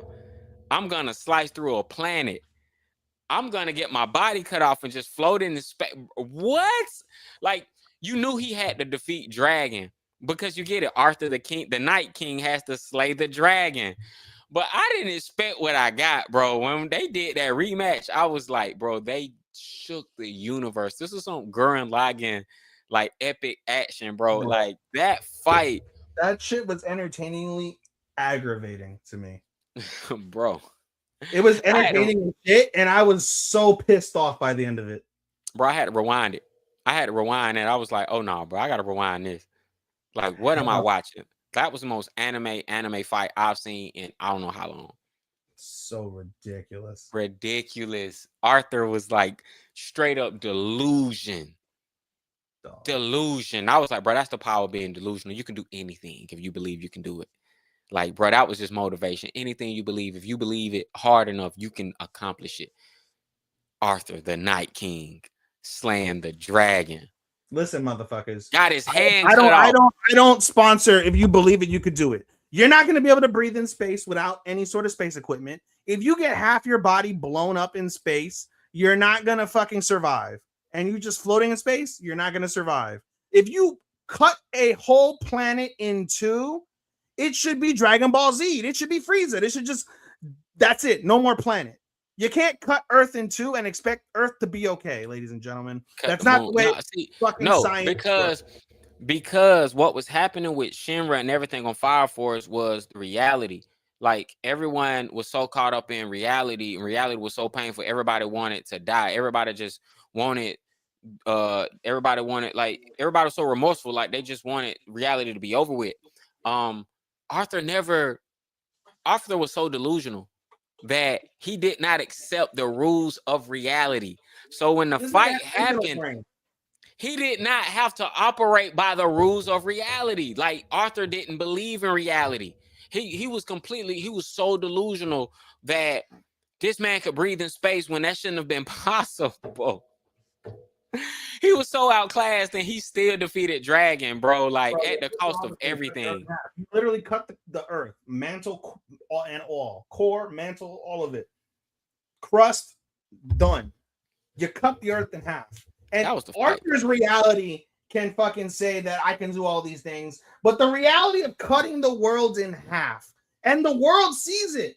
The world sees it. And nobody, like, no. Man, cut the moon, bro. Like, this man was, hey, that was it. What was your best fight, bro? Bro, I gave it to Wolfwood and Raslo. Realistically, I'm changing that though. I'm changing that to fucking. I'm changing it to. We talked about it so much. I am changing it to Maki versus the Clan. Okay. Maki versus the Clan. That was an awesome fight. Kill Bill reference. Put it over the top. Yeah, Kill Bill reference is everything, bro. Maki versus the Clan. What it means. Literally, they were a top 5 clan. They're no longer top 5 because there's no fucking clan. That's it. There's no more clan. So they're not part of the big 5 anymore. So, and what that means in the future as well, yet to see. Can't wait to see what it is. So, I mean, her granddad was like a dick. I was like, bro, you got to go. You really sent all my cousins to kill me? Okay, bet. Fuck y'all then. For the cookout, for the reunion, it's on. This is up. Bro, I seen Kill Bill. Like, what's up? That bitch blew up the fucking bridge with everybody on it. And she did not care. Yeah, bro. I don't care. Like, swimming, bro. Maki versus the Clan was my fight of the season. 10-4. All right. We got 3 more awards before we get into our 13. Let's go with the best animation, pure animation of the season. All right.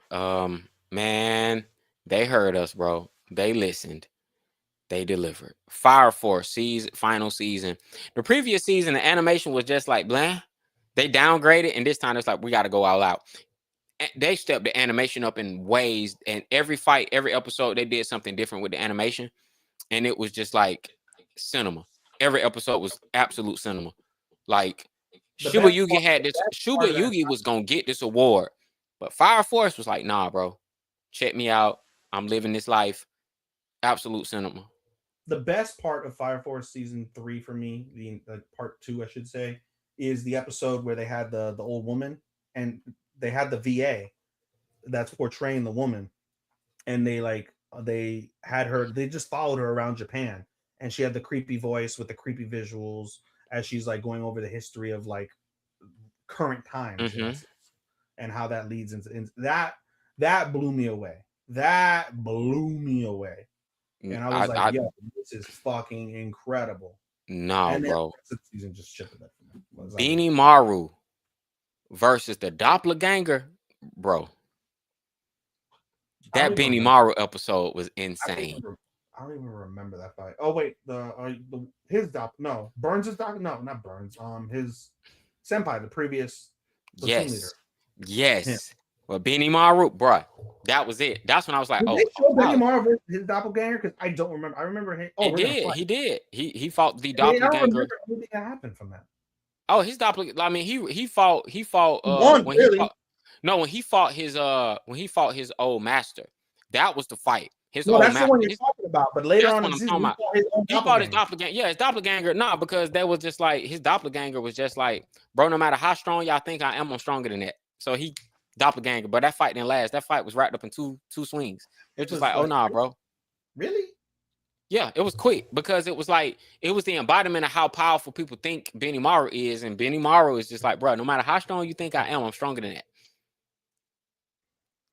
He's the strongest fire soldier on the whole planet, and He it's was not broken. close. He was broken. It's He was not broken. close. He's He was just broken.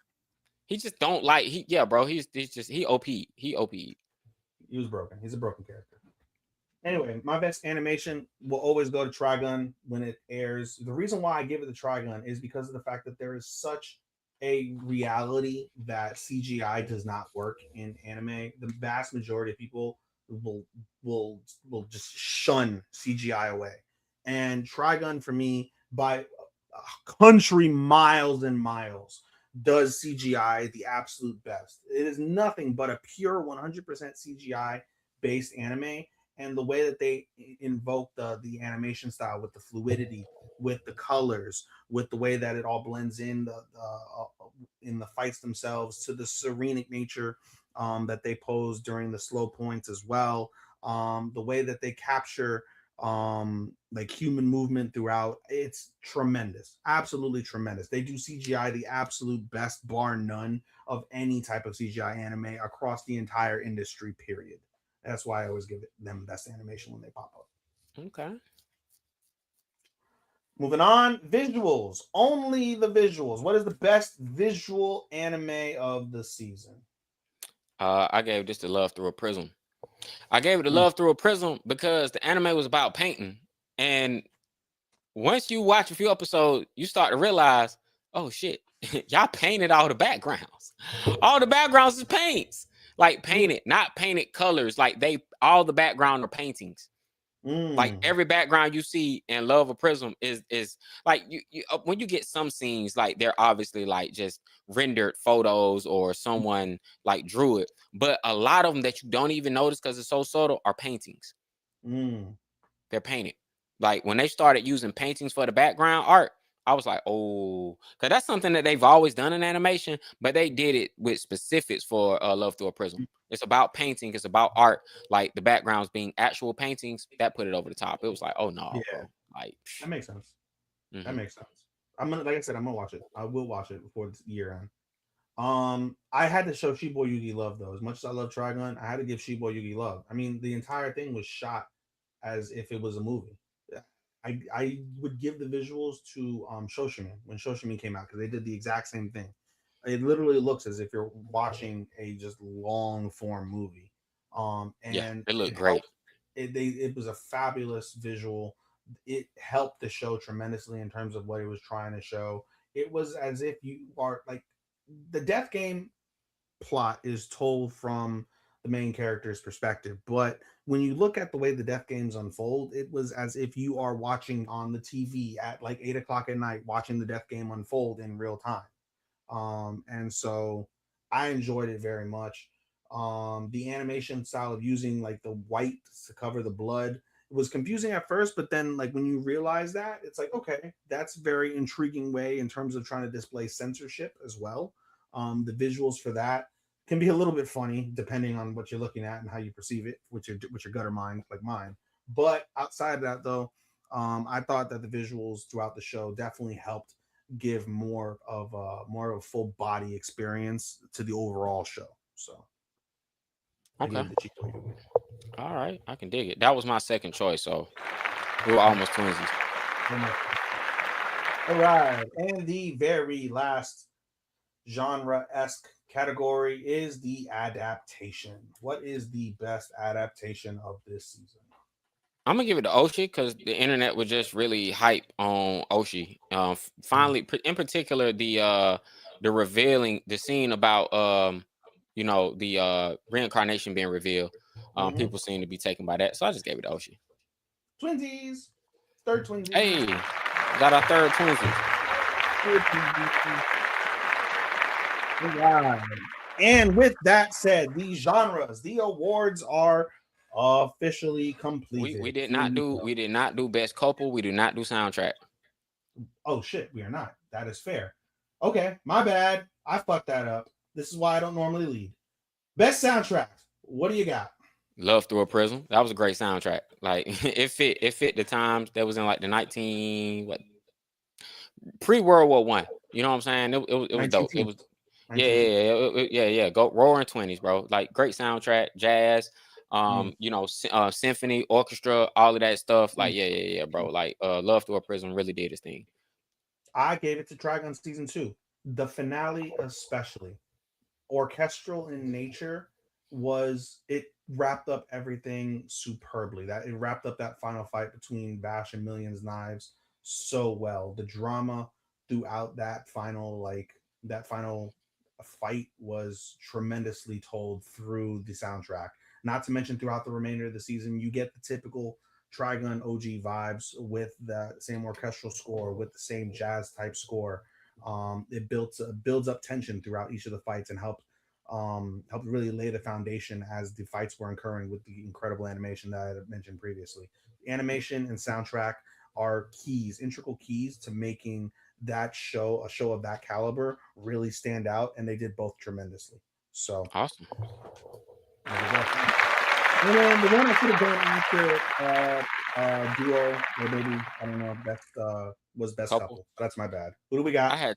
It's cool. I had Tiny and Mew from Twinsies, Polar number Opposites. 4. Oh, we got number 4 twinsies. All right.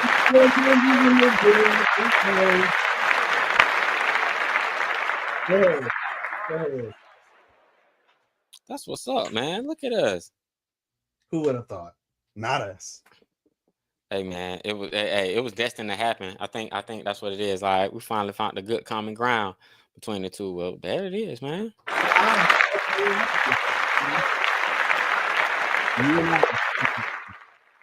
Well, that's it for the man. That's it for the part 1. You know, are we jumping straight into part 2? We're gonna take a break, come back. What are we doing? Jump straight right in, bro. We got this. We got this. Shouldn't take us more than another hour or so, ladies and gentlemen. We are If going to that. go to our top 13 shows of the season. For our honorable mentions, 11, 12, and 13, we will list them off, 13, 12, 11, and then we will give you commentary on why we chose each of those for their respective positions. Sean, kick us off, 13 through 11, sir. All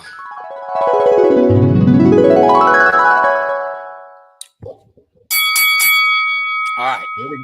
Round 1. Fight. My 3 honorable mentions. Shibo Yugi, 3.5 out of 5. Freerin, season 2, 3.5 out of 5. And Fate Strange Fate, 3.3 out of 5. So 11 was Shibo Yugi, 12 is Freerin, and 13 was Fate Strange Fate. Backwards. You got that backwards. You said 3 point. How did you give 2 shows 3.5 out of 5 at 13 and 12, and then you gave the number 11 show 3.3? No, 3.5. All of them are 3.5.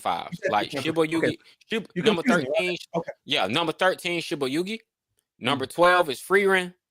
Number 11 is Fate Strange Fate. Okay. All 3.5 out of 5. Okay. Care to elaborate on the 3, sir? Shibo Yugi, man, it impressed me visually, but I hate how it ended. That pulled it down. This shit was a strong 4 out of 5 until we got to the end, and it was just like, bro, what did y'all do? You know what I'm saying? But I didn't want this. This is something that I do in like my personal life. Like whenever I have like whenever I even talk to people, how I grade people, relationships, friendships, I'm not gonna judge you at your worst. I gotta take into account all the times you showed up, all the times you were there, and what you did. Like your worst is not gonna weigh more than your good with me. So that's how I treat shows. So Shibo Yugi, I didn't like how it ended, but despite that, from the animation through the originality, through the tension, the animation, it was just like, no, bro, you earned at least to be out of 10.7. You a 7 out of 10. You know what I'm saying? So that's why I gave it that. Frieren, same thing. Frieren did nothing exceptionally well, and there are no characters in this show that I'm in love with. Everybody is cool, but I think Frieren is a great fantasy. It's animated well. It's very interesting. I love the demon fights that they did, but the charm that Freeman has with everybody just ain't charming enough for me. I really think Freeman is just it's good. It's like it's a little better than mid. You know what I'm saying? It's not like it's mid, but it's good mid. Like Freeman is good mid, bro. It's not it does. I will to my dying day, bro. Freeman does not deserve to outrank Full Metal Alchemist as the number one anime of all time on MAL. I think people are trolling when they gave it that recognition. I think it was trolling. I don't think people were being honest with themselves, but I don't hate Freeran. I saw so many better anime than that. And last but not least, Fate, Strange Fate. Bro, I love a good Fate series, but this was probably one of my least favorite Fate series because I love the animation. I love what they did. But this Strange Fate series was like, bro, what the hell is the story? What the fuck are we doing? Bro, it's like, I didn't know what was happening. Like, I watched it, but I was confused. Every episode, somebody explaining something. The story ain't really getting off the ground. We don't know who the lead character is. It's just stuff is just fucking happening, and it looks great. And I'm like, bro, whatever. It looks great, and it's a pretty interesting series, but I feel like they ain't got into their bag yet. Is that like the 8th or 9th Fate? I don't keep up with that. But it was damn show better than Fate. It was damn show better than Fate Apocalypse. Fate Apocalypse was blah. I like Fate Ultimate Battlefront better than this. You know what I'm saying? I was like, shit, I like Battlefront better than this one. But still, outside of Fate Zero and Unlimited, the Unlimited Blade Works, I would say Fate Encore is up there as one of my favorite Fates. But I ain't like this one as much as I liked those three. So, fair enough. All right, cool. 13, Fire Force Season 3. 12, Blue Me Bureau Season 2. Shout out Chris. Number 11, She-Boy Yugi. 13, Fire Force Season 3 is the exact reasoning you gave for why you chose She-Boy Yugi at 13. It did everything great, and I hated the finale of this. We went on a good bit why I hated this because of the fact that logic went out the fucking door. I wanted to rate this as my disappointment of the season, but I chose Anyway I'm Falling in Love with You just because of how feckless those fucking boys were. I wanted to give it the Fire Force though because logic went out the motherfucking window. As soon as I saw a man be able to be cut in half and yet still appear at the end. Not only him, but so many people that this show made an effort to make you feel that their death meant something or was for the greater good or was a part of the bigger story. You brought every single motherfucker back from season 1 back alive in this fucking world. And guess what? I didn't hate that Shinra's end goal was to make death less important. I understood that. But it was just the Soul Eater principle. I hadn't watched Soul Eater before this. That's why I didn't hit you like that. That's why I didn't hit you like that. That's why. That's why. And this is valid. This is valid. I can't even validate that. That's valid. I appreciate a non-Soul Eater fan telling me why they didn't like the finale. I watched Fire Force beforehand. I found out later on that Fire Force was is the prequel to Soul Eater. So I'm like, okay, I will watch Fire Force and then I will watch Soul Eater. And as soon as we got to the end, I knew immediately. I was like, this is Soul Eater, ain't it? Yeah, this is Soul Eater. This is so fucking comical that it didn't register in my mind as something that I would engage myself in. You might love Soul Eater, but they might reboot it. Like the fans are petitioning them to reboot it because of this final season. But I feel you. There's only one season of Soul Eater on Crunchyroll, and it's 51 episodes. That's how long the whole series is. The whole series is 51 episodes, but one because season. Back during that time, I sound like an old head now. Back during that time, a whole season got to be 50 episodes. They didn't split that shit up. They were like, no, one whole season. What you talking about? One Piece is going to start the second season. Apparently, One Piece, everything you seen in One Piece, they had whatever the fuck episodes, yeah, over 1,000 episodes in season one. Now they're gonna do the next season. Like, yes, originally that's how it used to be. Like when they planned the show, they was like, we gonna give you 50 episodes. We committing to 50 episodes, and that's it. But now they do it. Well, we'll give you 12. We'll give you part 1. 12 like, at the very end. Yeah, like nah, Soul Eater out the gate was like, nah, bro. We like because that used to be the thing. Either you got 24, 26 episodes, you got 50. And then, now we do the whole 12 episode thing. How preposterous everything was at the end. It took me out of it. It took me so the fuck out of it. But it does not negate the amazing animation. The fights, as preposterous as they were fucking stellar.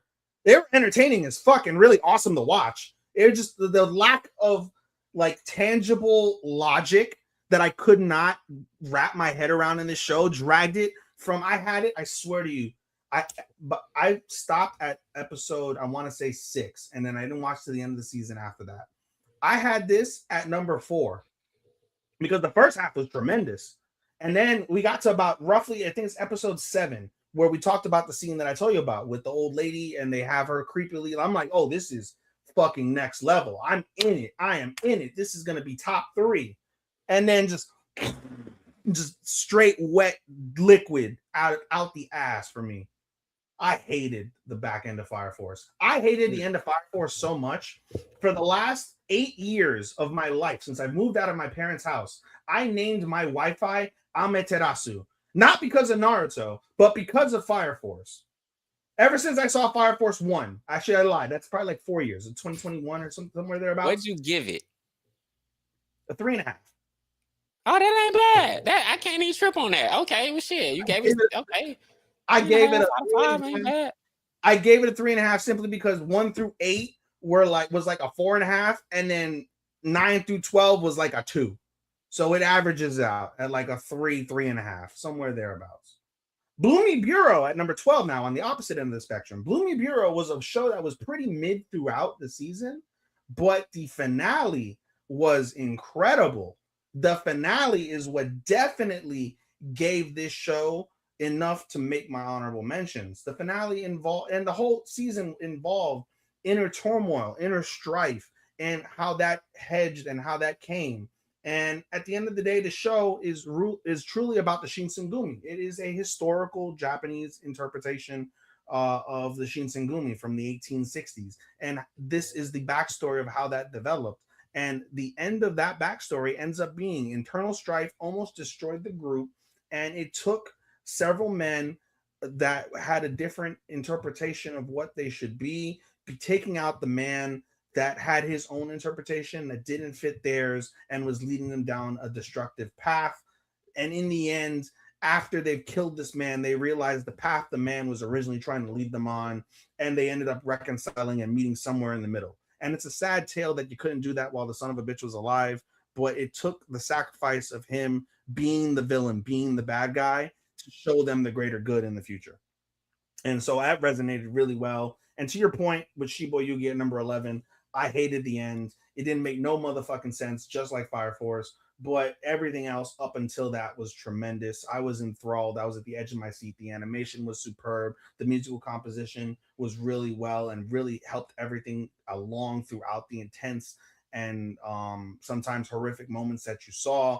I can kind of understand Chris's point where I could have gone with a little bit more grotesque violence, but I didn't hate it. And I appreciated the cerebral aspect of the way that the death games unfolded and how they really took a toll on our main character's mental psyche and understanding her like background for it. I guess the only other complaint I have with Shibuya is the pacing of the show is very all over the place, right?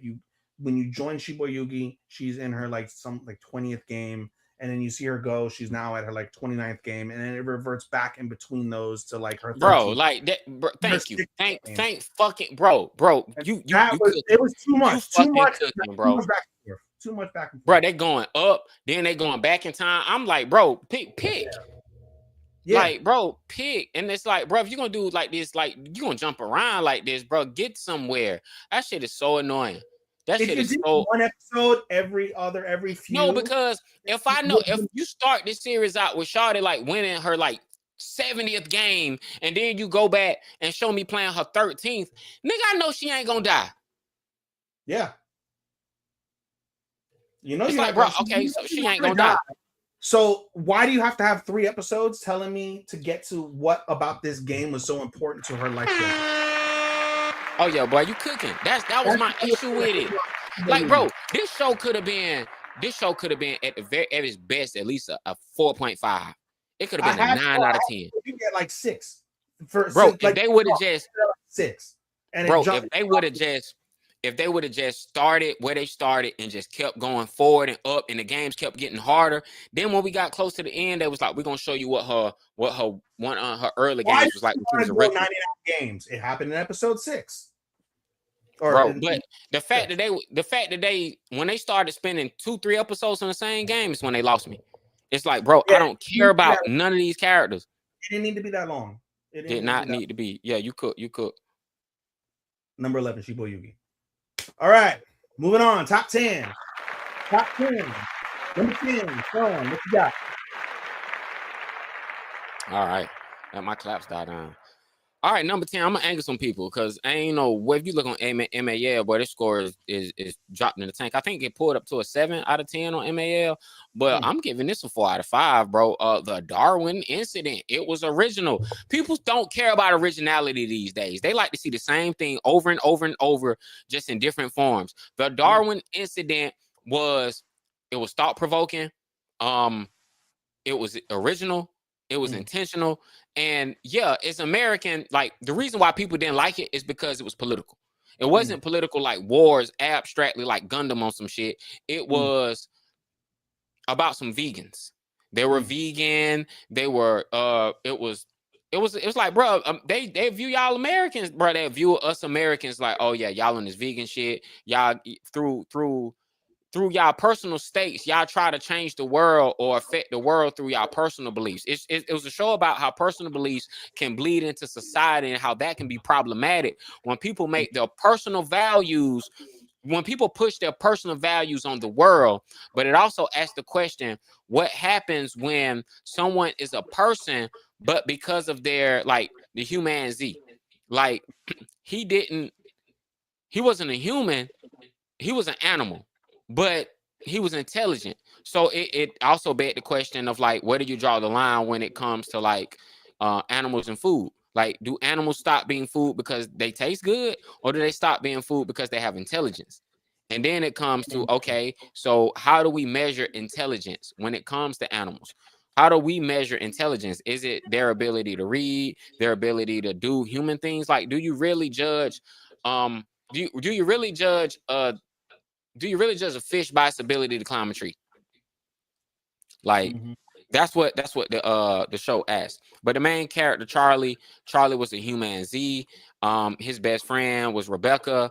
I think one of the things where the anime gets crazy is at the end. At the end, Charlie tells Rebecca he want to mate. Bro, that was so awkward and funny. I was like, "Shawty, you finna bestiality? You finna fuck Charlie?" And then she was just like, "Charlie, tell me you want to make love to me." And I'm like, "Oh, bro, y'all, what the fuck am I watching, bro?" When she said, "Bro, they ain't fuck," but she was like, "Charlie, like, yeah, I'll let you hit." I was like, oh yeah, but this shit making my top 10, bro. Because this is the most anime shit ever, bro. Like they got an animated season where a girl's familiar turns into a human if she fucking kisses his ass. Like literally it kisses butt. I'm just like, bro, anime is wild. And the Darwin incident outside the the shooting reference and stuff, I just thought it was original. I like politics and I thought it was original anime. It was very original. So that's why it was my number 10. 4 out of 5. Yeah, sorry, she what the fuck. By the way, for the record, Blue Me Bureau and Shibo you get 3.75 out of 5. Everything from 10 on is a 4 for me. And so number 10 for me is Free in season 2. Much to I just thought it was short. It would have gotten higher if it didn't leave. It was just a little bit lacking from that perspective, but everything you gave me, I enjoyed. Is it better than season 1? Hell no, it's not. No, but not even fucking close. It's still great. It's still a great show. It's still a 4 out of 5. They didn't do nothing in season 2 that made me love season 1. That's why I was just like, bro, y'all just like, bro, y'all could have kept this. Like, yeah, nah, it was good. It was solid. That's all I can say. It was solid. Yeah, so, I mean, I like it felt because it was short. When they got to the thing with the demons, it was just like, okay, yeah, this was on point. But what they did in this season that I didn't appreciate was, bro, y'all really giving credence to the people that say, hey, bro, just turn this show into Free Run Demon Hunter and we'll be like, bro, just make this shit Free Run Demon Hunter. And we said, like at this point, Free Run Demon Hunter, because I'm like, bro, y'all, bro, just hunt these demons, because that's when this shit becomes savage. The reason why it resonates with people though, like A, yeah, the demon fights are tremendous, but B, it's just more free and becoming more human. Like she's learning to her feelings and being able to reconcile. Like every time she does something or goes somewhere with them, she's reminded of Himmel. The whole principle of this story is just an unrequited what's the word I'm looking for? Not love, but an unrequited I guess not. Yeah, I don't want to say disappointment, but bro, everybody is stoic. Granted, so she took everybody, everything, every moment. She didn't appreciate it, and now she's in her elder age of like 1,000, even though she's middle age. Well, as I watch it, it sounds like she's reflecting on all these good times, and she was just like, "Yo, like I appreciate these good times. I wanna stop and smell the flowers." So I appreciate it. I appreciate that, but it's like, you know what I'm saying? Like, all right. That's the overarching theme is that, but what get the meat of the show is the demon fights. Oh yeah, them demon fights be epic, bro. I ain't gonna lie, bro. Freedom fight them demons, it's a wrap, bro. I mean, even though the best fight this season wasn't even with Rand, it was Stark and Homeboy versus the four-armed fucking swordsman. Oh yeah, but because Fern is like Fern, bro. Once they got rid of that fault, but Fern is like, gotcha, bitch. Bro, she American Sniper, bro. She fucking, right in front of the moon. You just looking up like, oh, the moon is out. The moon is out, and just half your body gone, like, like, oh shit, like, oh yeah, bro. I see them demons now. It's like, man, the moon came out, and then I was disappearing, like, like Fern Core, bro. Just like man, you know, I was talking all this shit with this fog, and this chick with the long hair just blew a kiss in the fog. This like, man, you know, like the elf girl just flew away, and you know, I thought she ran, and the whole time she just watching, like bro. Bro, what has me rolling right now is your fucking your animated sound for the fucking beam. Yeah, it's just like just like the way that jump just happened. It was just like, just cue the bass, bro. Like, oh, God. Because when I saw that, I was just like, it made me feel like, bro, I ain't care about nothing else, bro. This fight, like, give me this. Like, oh my God, that jump was just so hard. Because Stark was. Stark's a dog. Stark, but he got that dog in him. He's a dog. He got Stark got that dog. Because I swear to God, I thought that all four of them were gonna have to jump this 4-armed demon. Yeah. This man out here, like, whatever buddy name from Mortal Kombat was, bro. Like, yeah, Goro, bro, stop. But Stark got that dog in him. Stark's a motherfucker, bro. But yeah, no, it was solid. I gave it a 4 out of 5. Always want more. I just wanted more. That's why I can't rank it higher. Okay. Number 9. Right there. All right, man. Let's get into it. Before I go any further, I just want to explain to people how I do my rankings, like very briefly. The way I do this is I grade on a scale of fives with halves and solids. Like you can get a 1, you can get a 5, you can get a 1.5, you can get a 4.5, right? You can equivalate and multiply those and get 10s. What I mean by that, a 3.5 is equate to a 7 out of 10. 4.0 is an 8 out of 10, so on and so on and so on. What I do is I grade it on a scale of 1, did I enjoy it? 2, can I recommend it? 3, how good was the production? And yeah, that's pretty much it. It's like, how good was the production? Like, did they execute everything they needed to execute, from the plot to how it looks? Did I enjoy it? And can I recommend this to the people? Like, that's how I come up with my scale. And based on that, I gave my number 9 a 4 out of 5. This is Oshino Ko. I gave Oshinoko season 3. What's the season 4? Season 3. I gave season 3 of Oshinoko a 4 out of 5, simply because the stakes have already been high since the previous season, and we've been seething at like getting down to it. But this season did something exceptionally well. They made me hate everybody, because Aqua seemed like he was Ruby was turning into Aqua. Aqua didn't care that Ruby was Aqua didn't care because he was just so caught up in what he had doing. He cared about Kana, and Kana wasn't in most episodes of the season, but somehow she won several awards for best girl, and she wasn't even around. That's just kind of supremacy. It is what it is. Like, Kana will never be a best girl anywhere.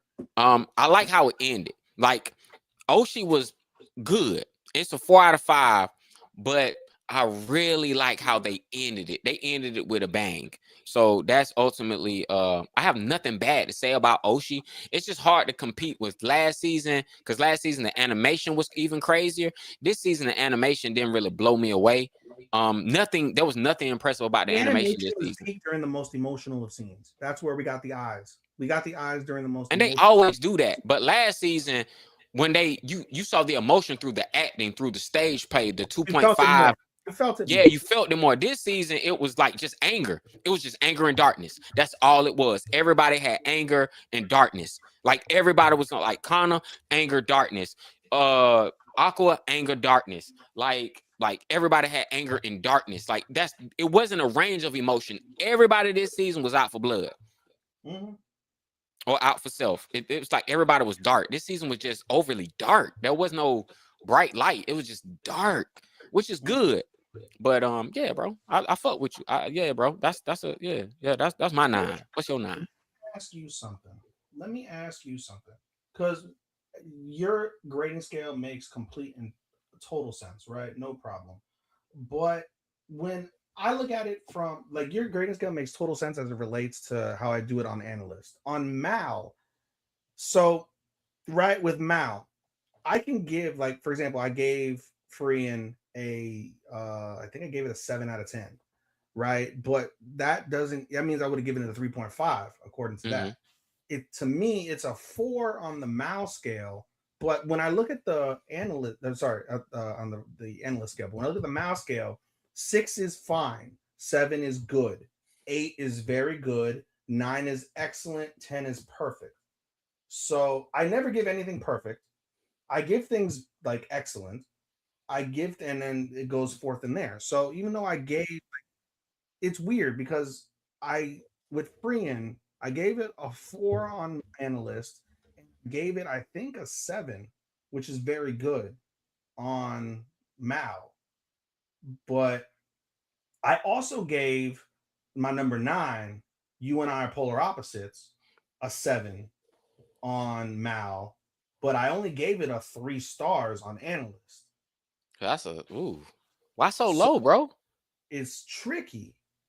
It's tricky because you can't do half stars in Yeah, you got to do solids. And yeah. So that's why with me, that's why my halves, like I said, my 3.5, like Freeman would get a 7 out of 10, and the 7 is not bad. That's what I tell people, like, bro, 7 ain't bad. This ain't good. like, yeah, 7 is like, bro, to be a 7.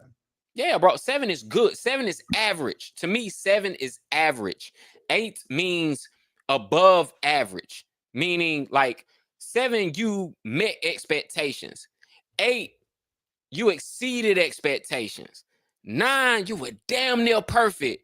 10, you were flawless. That's how I go from 7 to I'm, 10. It's I'm like, literally looking at my list compared to my Mal list. 9 was a 7, 8, 7, 7, 7, 6, 8, 5, 8, 4, 8, 3, 8, and then two and ones were 8 and 9.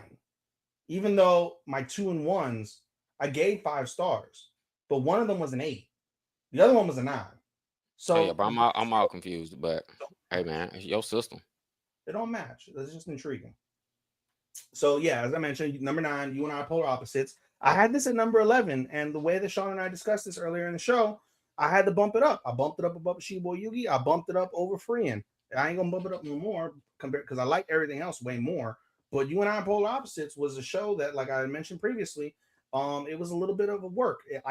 They hooked me from episode 1 when the main characters became a couple, and then some of their early struggles, I couldn't relate to it. But then the more you got into it, and especially like I said, the way that they position the side characters, I think outside of Sentenced to Be Hero, in terms of the importance of the side characters, there were no other, and I guess maybe Hell's as well. There were no other shows that positioned their side characters as being totally integral to the story, both in terms of acceptance and consume and being able to consume the show in a good way, as well as in the plot aspect. You and I, polar opposites, did that lovely with the way that they position their side characters, integral to the main character's love story, while simultaneously finding their own stories. The way that the anime spotlights those stories as well was really nice and really refreshing. And this ended up being the best romance that I saw. Again, I didn't get to see Love Through a Prism. Everything I saw of that show, without having spoiled anything for myself, because I managed to not spoil it. I thought I would have enjoyed that far more than you and I are polar opposites. But since I didn't get a chance to watch it, this is why I gave it my best romance and why I have the position at number 9. Because by the season's end, I thoroughly enjoyed it. I thoroughly got good laughs. I thoroughly got warm fuzzies. And like Star, I'm very much looking forward to season 2. All right. All right, that is number 9. Going on to 8. My number 8, polar opposites, 4 out of 5, man. That would be an 8 out of 10. Polar opposites for me, for a lot of reasons I already stated. You got a love story that came from the beginning, a love story that developed in the middle, and you had another love story that's developing. And I like that you got those 3 layers back to back to back. And it's what really puts it over the top is Miyu and the excellent way that they animate her, because she's so animated. Like when they just draw her to not look human, and they go crazy with the animation and the glitter and the sparkles, and they just like I love that. I love that they do that so much, and they make them be kids. And it's a really good dub. Like I can tell they had fun writing this dub, and because I watched the whole thing dubbed. Yeah. So yeah, that's why it's a 4 out of 5 for me, man. Love it. Good shit. Good shit. Number 8 for me was the Holy Grail Heiress. 4 out of 5. 7 out of 10 on Mal. Holy Grail Heiress was a show that I did not expect. Again, it, there's nothing about the show in terms of animation or musical composition that stood out. Solidly done. Nothing offensive regarding either of those pieces. But the mystery aspect was really, really well done. The show had a great balance of giving you answers to questions that were given in the show, as well as keeping you on your toes with cliffhangers, giving you that expectation you want more. But there was never a feeling of too much or too little surrounding either one. The tension and the mystery was built up really, really well. By the crescendo of the mystery, you got everything you wanted. And then they teased at the finale that there could be more. I don't think there is. I don't think there needs to be. I thought it was a solid ending from that perspective. I thought there was great satisfaction in terms of the way that everything developed and the way that everything kind of, took its final resting place, so to say, involving the ghost. So, yeah, I enjoyed it very much. There was a little bit of of emphasis surrounding, as you mentioned, like political aspects surrounding nobility, because the main characters are all of noble status to some degree or another, and seeing that fall in the world and see some of the politics involved in the backstage of that in the background that involved basically having a person be sacrificed for the greater good of a country to make sure it doesn't go into war, crippling war, was a really nice tale. And the motivators for all these characters were plain and obvious and easy to follow and helped that as well. So yeah, number 8, Holy Grail Heirs. Hey. Number 7. Number 7 to me is going to be Sentenced to Be a Hero. I gave it a 4 out of 5. Sentenced to Be a Hero I love the animation for the show. Let me start there. I'm going to start with me loving the animation. I love the setup. What I don't like about it, and this is why I had to stop here. What I don't like about it is I don't like the politics. I don't like me and Matt argued about the finale. Well, we disagreed about the finale. I didn't appreciate the finale because, bro, I know everybody corrupt. This ain't Full Metal Alchemist where you get to the end and you realize, holy shit, the government corrupt. It was like, oh yeah, the government corrupt. Like, and Shawty got to believe her uncle. Like, nah, man, we riding with the demon people. Yeah, bro. Like, government corrupt. Whole government corrupt. We know the government corrupt. And the other thing about this anime I did not like was you got to see nobody's backstory. You saw nobody's backstory. You saw when they went to court, they went through the kangaroo court, they got convicted. That's it. You didn't really see what they claimed they got in trouble for. So you didn't get a chance to attach. Like, Shield Hero is one of those anime that they did a disservice trying to squeeze all of this into like 12, 13 episodes. Despite the first episode being really long, I feel like Sentenced to Be a Hero should have been like a full core, double core. Like, it should have been like 20 something episodes because 12 just wasn't enough to really tell the story of what's going on. You really just had to sit in it. And yeah, I like Terrorita, but it's just, I don't know, bro. It's like, it's cool when they do the battles and they have to, save the company and defend, but it's like, for what? It's like, for what, bro? Yeah. So, but it looks good. It looks good, and I want to see where it goes. Like, it's an easy watch. So I'll put it to you like this. Did I enjoy it? Yeah, it was all right. But can I recommend it? Absolutely. Was the production phenomenal? Absolutely. So that's the thing. Like, it wasn't one of my favorites. Particular, like, it's not that high on my list, but I absolutely was executed from the production standpoint, and I can absolutely highly recommend this to people, to anybody in the anime. Very recommendable. So yeah. Twinsies. Hey.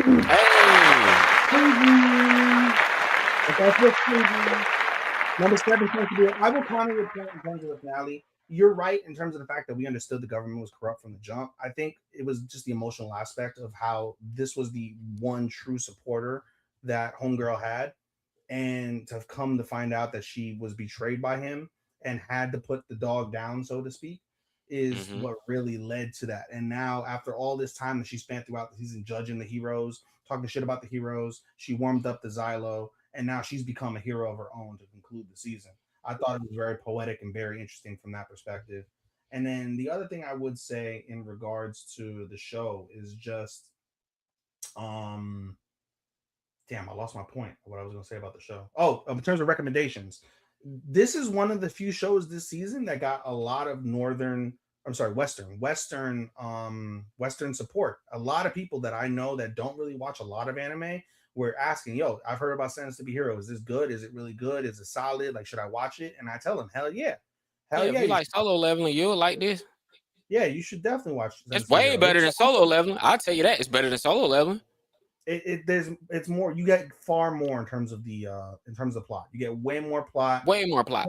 The animation, I like Solo Leveling animation slightly better, but because Sentenced to Be Heroes animation is so different, it's still remarkable in its own way, and the production value is way better than Solo Leveling. So I would agree from similar animation to Fate. Like, I love that flat, old school, hand-drawn 2D animation on paper style. Like, I love that. That was my favorite thing about it, was how they drew it. And like, Xylo's power being, bro, like, this nigga got unlimited blade works and his knives explode. I was like, oh, That's it. My only drop, I would say, and it's, by the way, this is also the only show I watched this season in dub, fully in dub. This is one of the reasons why I was delayed. I watched it fully in dub, had to wait an arm and a fucking leg, and that's a disservice to this show that they didn't do this in simuldub. One, They two, did. the delay. Did they? Yeah. For a while, and then it fell off. Like the back end, it fell off. That was Bro, I never watched one episode of the show in Japanese. I watched every episode in English. But yeah. maybe it fell out of sync towards the end. I can't remember. I think toward the end, we had to wait like 3 weeks for the finale to be in dub. It was a while. But yeah, that, and then I found Terra Rita and a couple of the characters to be just fucking annoying. They were fucking Terrorita. Pat my head. Like Terrorita, you ain't that cute, Shawty. Shawty, you ain't that cute to be demanding all that. I understood the plot. I understood why they did it, but just the way it came across was like, bitch. Yeah, bro. It's like, yeah. Shut up. Anyway, though, number 7, I agree with everything else you said regarding it. Sense to be hero. All right, 6.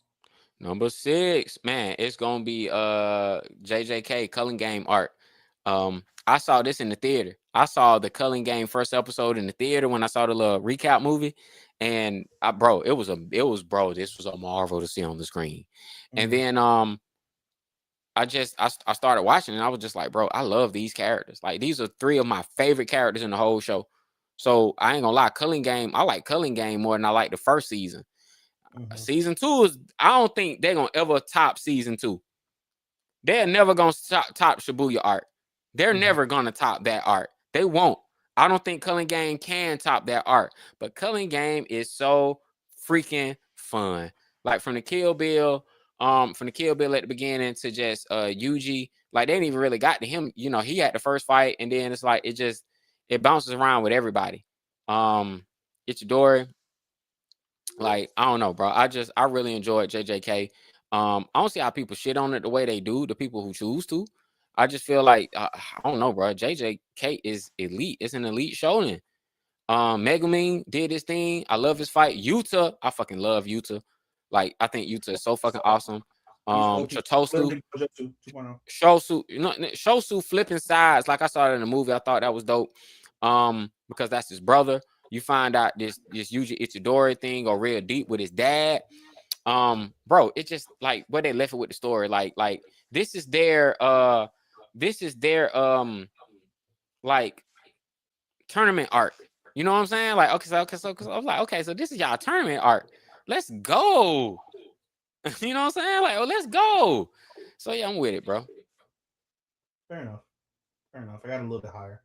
Number 6 for me, Medalist season 2. I wanted to rate higher. I just like everything in the top 5 better. Realistically, if I was going based off the freer and like principle of the fact they didn't give me much, this is only 9 episodes. Medalist is only 9 episodes long, but each episode, I should say, of the show, is critically important to the development of Inori. As I mentioned previously, Tsukasa is the most tremendous supporting male that you can have in a show. Inori's growth continues to be exponential, and the way that they're setting this up for the movie, next up is the movie where they go into the all Japans of the figure skating competition, is going to be absolutely sensational. I cannot wait to watch that in theaters. I fully expect that to be a blow away movie for consumers of Medalist. And yeah, I just love the shit out of Medalist. Medalist, I used to like figure skating. All right, I was never in love with it, but I liked it a lot. I followed it. Seeing Medalist was amazing in terms of being able to capture the last Winter Olympics and be so invested in how figure skating is across that world, but B, just the artistic value of everything that goes on in that show. The animation is stupendous. The musical composition is solid, and then when they get into the short and long form programs, even more beautiful with the way that the songs are and how that goes with the art and the animation and everything that you see there. Just like, as much as Inori acts like a 12-year-old girl, from a competitor's standpoint, an athlete's perspective, her mentality is also very remarkable and very endearing and very understandable for anybody that's ever tried to be an athlete or anybody who ever plays sports, whether that would be competitively or amateurly. There's still that competitive aspect of it, and that shines tremendously through this tiny little 12-year-old girl that just wants to capture everything she can in these moments and be the absolute best figure skater in the world that she can possibly be, and knowing and understanding that she can't do it alone as much as you are alone on the ice. There's so much that goes involved into any sport, let alone figure skating, and that translates so well. Anybody that has a daughter, I think this is a great show for you to watch with your child, and watch and understand what it's like to help be a better parent in certain aspects, and understanding that, and looking at that, I think it's very easy to appreciate a show like this. So this is, in terms of those aspects, one of my easy recommendations as well for this season. So Mentalist season 2, can't wait for the finale to finally finish on Saturday so I can finally get it off my list. But I thoroughly enjoyed the fuck out of it. Awesome. Papa DOA Lego. All right. Top 5 for me, man. Tojima wants to be Kamen Rider. 4 out of 5. Bro, this show was so hype. This show was so freaking hype, bro. It had to make my top 5. Like it was, bro. I don't even know what to say. It was probably one of my favorite shows of the season, just off of the fact that, like, I don't really know much about Kamen Rider, but like, bro, just how epic it was. The only letdown that I had for the shows when we got to the finale is man, Tojima had this epic scene where he was fighting the final shocker boss, the Batman villain, and he started glowing, and then he transformed into the real Kamen Rider. Bro, I lost my shit. And then probably about 2 frames later, he just had the mask on. He transformed in spirit. He didn't have an actual transformation, and that robbed me. I really wanted him to actually transform into Kamen Rider. And the fact that he only had like a spiritual transformation, not a literal transformation, man, I hated that. That pissed me off. But Team Kamen Rider, bro, it's just fun. You cheering for them because they all, like, everybody in this show is like 30 up and got their lives set, but they can't get over their childhood, and it's part of that childhood that shaped them to be who they are, and they just defy the odds, like training, getting their body sculpted, like being strong. Like it was a phenomenal watch, man. I can't not recommend this shit enough. It got Gooner shit in it, a little bit of fan service, but the action is like top tier and it's funny. Like highly recommend it. 4 out of 5. Top 5. JJK season 3 is my number 5. Much for all the points that you said, Sean. Nothing wrong with this season. I love this season, but what really drug it down for me compared to the rest of the shows 4 through 1 is that there's no true finality. It ended very abruptly. It ended really good. I love the finale, but it just ended abruptly. The reason why I put it at 4 is because I want to give it more. Sorry, 5 is I wanted to give it more to work with. Right, I'm waiting for that part 2 to see like where that ends up. But for the first part of season 3, I thought it was really well done. As I mentioned, it won my fight of the season with the Maki episode where she kills her whole clan, and even the rest of the fights throughout the season were really well done, really well animated. There was nothing in terms of the dissatisfaction that we had the previous season and season 2 with the animation. Everything felt on point. There was literally just one informational episode, and then the rest of it throughout the season is nothing but fight, nonstop action. And I think that the story itself is fairly linear to follow, so there's nothing terribly upsetting from that perspective. And I enjoyed the absolute shit out of it. As you mentioned, in terms of how like amazing of a shonen this is, JJK, sorry, it just continues to show that it is a true institution in terms of new generation shonen, and it deserves all the hype that it gets from the Western world and beyond. And cannot wait for part 2. Awesome.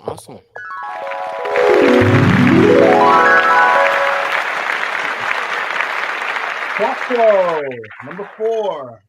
All right, man. My number 4 is Hell's Paradise season 2. I gave it a 4 out of 5. Hell's Paradise, bro. Every episode was everybody got a couple episodes for a fight. They build up the next arc in the beginning of the season, and then they let those background characters fall into the far background, and then they focused on the mission. The mission is to use your Tao to defeat the enemy. Everybody got to figure out their Tao in real time and defeat the enemy. And everybody looked like they were gonna lose their fight until they found a way to win their fight. Plot armor saved everybody because nobody should have survived, but they did. One dude tore out his whole eye so he could be blind because he had better senses to defeat one of these little fucking plant demons on this island because of that. Man, Mappa showed out with the animation. And just emotionally, it was just high stakes. And even though you knew the good guys had to win, you saw that them elevate this to any higher emotional level. And I love the double edged betrayal that we got in the middle of it, where it was like, oh yeah, you thought I switched sides, nah, bro, I'm joining my brother. Fuck y'all plants, I'm finna fight. And then you saw how the plants were distraught because they were forced. They didn't get to choose this path. Like you had a brother and sister who were forced to use the Tao. That means you got to mate to make the energy.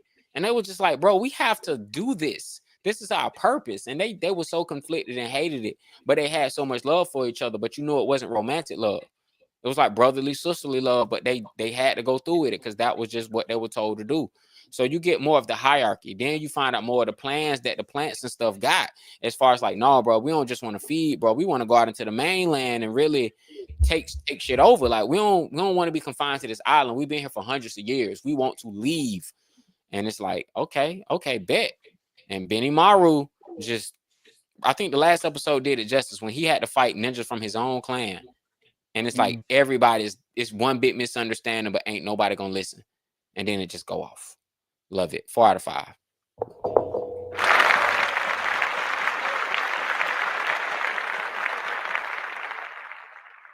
Number 4 for me was Trigun Season 2.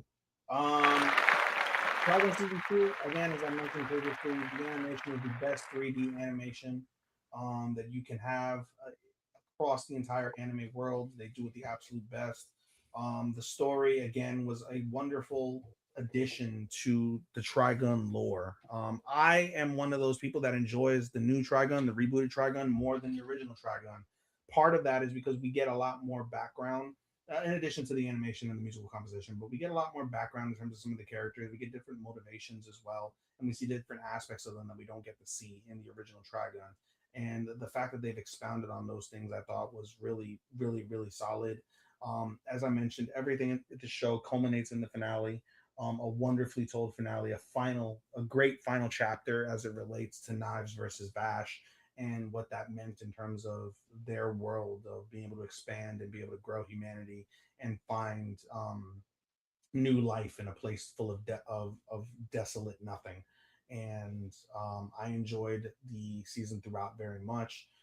There was nothing about this show that really slowed down or anything that really was anything short of really good throughout the season. The fight scenes, multiple fight scenes, as I mentioned before, I wanted to give it to my fight of the season to Wolfwood versus Raslo.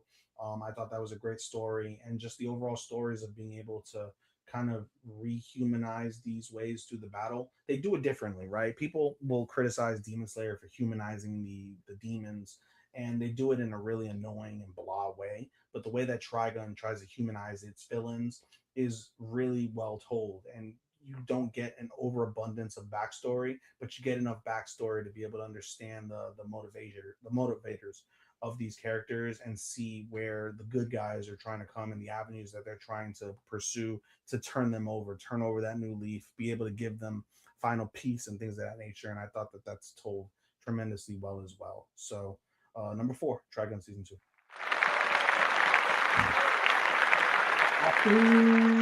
What is your number 3?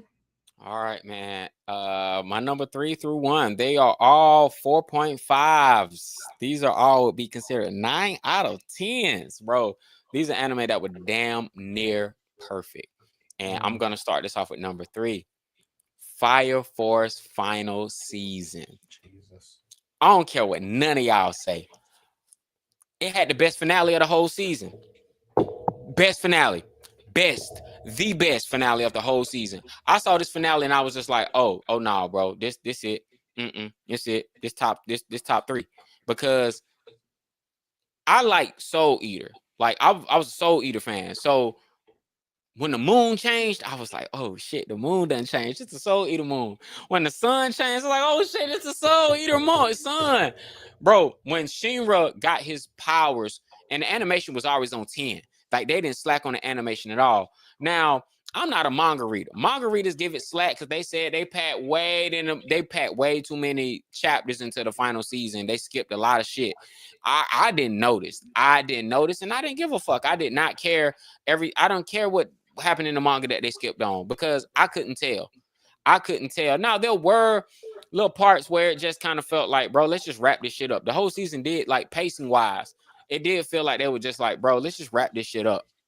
It did feel like it felt like they built up to it, but it felt like it came out of nowhere at the same time. Like there were still loose ends that they didn't tie up. And that bothered me. But the way they ended it, the way you find out Shinra shaped this world and he builds it, and it's like I didn't like how him and his brother, when they finally came together, I thought it was gonna be more epic of them teaming up. But when they just do the first, I wasn't a fan. I was like, I don't know, bro, this might not be it. And then they did the very first Soul Resonance. I was like, oh shit, they did the Soul Resonance. I lost my shit. When they did the Soul Resonance, I lost my shit. I was like, oh shit, bro, this is straight. This is Soul Eater now. This ain't even Fire Force. This is just Soul Eater. So at that point, it was just like, no, bro, this is one of, I think Fire Force is one of them. I think Fire Force has earned a place in my permanent top 20 of all time. I like this as a series. Fire Force has entered in my all-time top 20. Something got to go. I don't know where it ranks in my top 20 of all time, but I can tell you, I've seen over 400 anime, and Fire Force is better than at least 380 of them. And I'm gonna stand on that. I almost got a Platoon 8 tattoo somewhere, and then I'm like, that ending just ruined it. Glad I didn't get that tat. I would have been pissed. That's like my friend. I have a friend of mine. She has a tattoo of a panel from Beyond Wonderland or Neverland, Beyond Neverland, whatever the fuck it is. Promise Promise Neverland. Neverland. Promise Neverland. And she's like, I gotta see season 2. I was like, no, you don't. No, you don't. Season 2 is the worst fucking anime I've ever watched fully in my life. It will make you throw furniture. Do not do it. Just say you saw season 1 and enjoy season 1 and call it. That's how I feel about, like, a little bit about Fire Force. Season 1, good. Season 2, great. Season 3, part 1, great. Season 3, part 2, up to episode 8, great. And then the end of just for me. So what's yours? Give me your top 3. What's your number 3? Number 3, Hell's Paradise season 2. It's legit. It's legit. We were close. We were close. Yeah, Hell's Paradise season 2. I got more meat. I got pause. Pause. The story gave me more meat. Pause. Then Trigun, then Jujutsu Kaisen.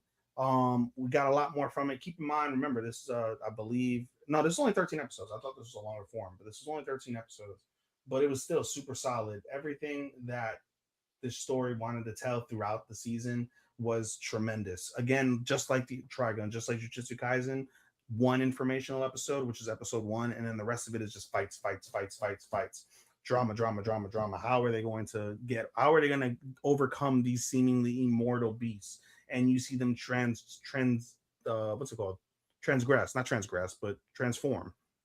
Right? They're able to go beyond beyond what they know. They went plus ultra, if you want to, so to speak, from a My Hero term. They went plus ultra to be able to go and defeat these beasts, and the various aspects of their fights and the lengths they had to go through in order to kill each of these beasts was tremendously done. And then to your point, one of the few things I didn't like was that there, as much as there was some sort of emphasis on the new protagonists, which are the Igakure ninjas, as well as the remaining Assignment that are coming on, and that's going to be the final battle, is the Assignment and the ninja versus our original characters. I could have done with a little bit more. I wanted a tiny bit more from them to see some of their journey, some of their battles. But I get the idea that they're probably saving that for season 3 of Hell's Paradise. But nonetheless, I enjoyed every aspect of it. All of our characters glowed up and showed out. and I'm very much looking forward to how they save mainland Japan in essence from these fucking A, mythical creatures, and then B, from their corrupt government that are basically trying to silence them and kill them from this event. And I'm looking forward to that. So yeah, that was Paradise season 3. Easy choice for me from that perspective. For the record, just wanted to recap really quick. Sentence to be hero, 4 out of 5. Medalist, 4.25 out of 5. No, I'm sorry, 4 out of 5. Jujutsu Kaisen, 4.25 out of 5. Trigun, 4.5 out of 5. Hell's Paradise, 4.75 out of 5 for me. Okay, all right. Well, all right. Top 2 now, baby. We're down to our final 2. What is your number 2? Number 2, Golden Kamuy, final season, part 1. Bro, Amui. Golden Kamuy, dog. Like, I don't know. You ever gonna watch this? No. Bro, they Maybe found the motherfucker. Bro, they found the motherfucking gold. Spoilers, they found the motherfucking gold. They've been looking. That's what this whole anime been about. Them finding the gold. They found the gold, and all hell broke loose. Not some hell, not a little bit of hell, bro. All of it, all of it broke loose. When I wasn't kidding, bro. People were dying. Nobody was safe. I'm talking about main characters that been here since season 1 started to go. You get everybody backstory. And it was like, okay, but we getting everybody backstory. The fact that we got everybody backstory, that's how I knew it was time. Like, us, like, okay, that's when I was just like, all right, yeah, we cooking, bro. I can highly recommend this show. I think it's I think it's the most slept on anime that I can recommend to anybody. I think everybody should watch it. You should definitely check it out. Don't sleep on it. It's full of action. It got politics, and it's just a good. If you like a good mystery or good action like battle show, like watch it, bro. But Golden Kamuy, like I binged this thing in like 3 days, and I could not stop watching. It is that good. It is that good. Like, oh man, I can't say enough. I can't say enough. So yeah, that's my number 2. My penultimate number 2, 4 out of 5, Golden Kamuy. All right. Number 2 for me is a far cry from you at number 9. But number 2 for me was Oshinoko season 3. Talk to him. Why you felt, the way you felt about it, but for me though, Oshinoko still is a institution when it comes to drama, when it comes to suspense, when it comes to mystery, combining all of those efforts. The animation still tremendous. As much as the animation, I agree with you, Sean, was better last season. I still enjoy this animation style. I enjoy the stakes. I think our mutual friend Angel says it best that the best shows in anime have the biggest and highest stakes. And the stakes we understand from the jump what the stakes are, but it doesn't make them any less important, any less meaningful and significant. The stakes in Oshinoko are among the highest stakes that we see in most animes in this current generation. In addition to that, the show continues to do what it does the absolute best, which is shine a light on the sometimes good but mostly negative aspects of the entertainment industry as a whole, specified especially with Japan. This season featured the principle of tabloids and scandals and what those stories mean, how what people go through to try and get those stories, or what they have to go through to shut them down. We see that it, if not for Aqua saving Kana's ass when it came to her being perceivably sleeping with an industry like director, which happens, of course, more often than we are obviously aware of in the industry. It took the reality of the hiding of a beloved idol's children and where they're at today in order to stop that. Even the principle and the fanaticism early on regarding that, when people found out, oh my god, like what's her face, she lied to us, she had these children, how could she betray us? And then hearing their stories and seeing the fickleness of of their fans be like, we support you, we support you. It's more tales of how the entertainment industry and how fans are and how good yet diabolical they can be All of those aspects continue to shine from that aspect. All the politicking and the background surrounding how some of these shows in Japanese TV, how they air, how they're produced, all the sinister shit that happens far too often that you don't hear about, with people getting harassed and abused and being asked derogatory things or asked to do derogatory things on camera, things of that nature. Again, all focal points that happen, but we don't hear about it or see about it as much as we need to. This show will constantly bring those elements out, and I think they're very critical elements for anybody that's in tune with the way that Japan works or cares about like the intricacies of Japanese entertainment and the Japanese culture as a whole surrounding those type of items. And so I think those things translate tremendously to how much I love this show, beyond just the wonderful plot and the way that they're building up the finale for season 4.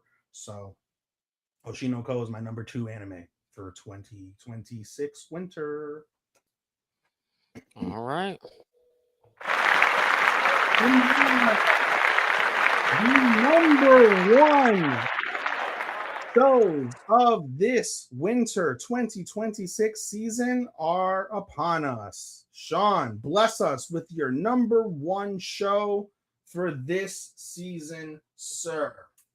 All right, man. My number 1 show of the season was a binge. It was a Netflix anime that got dropped in the beginning of the season. All the episodes dropped at one time. I decided to watch it. I watched it, and after I watched it, I said, this is probably going to be my number 1. And after I watched everything else, that position did not change, though some came close. I'm talking about 4 out of 5, 9 out of 10, Love Through a Prism. Love Through a Prism is not a romance anime. I want to tell you that much. It's a drama.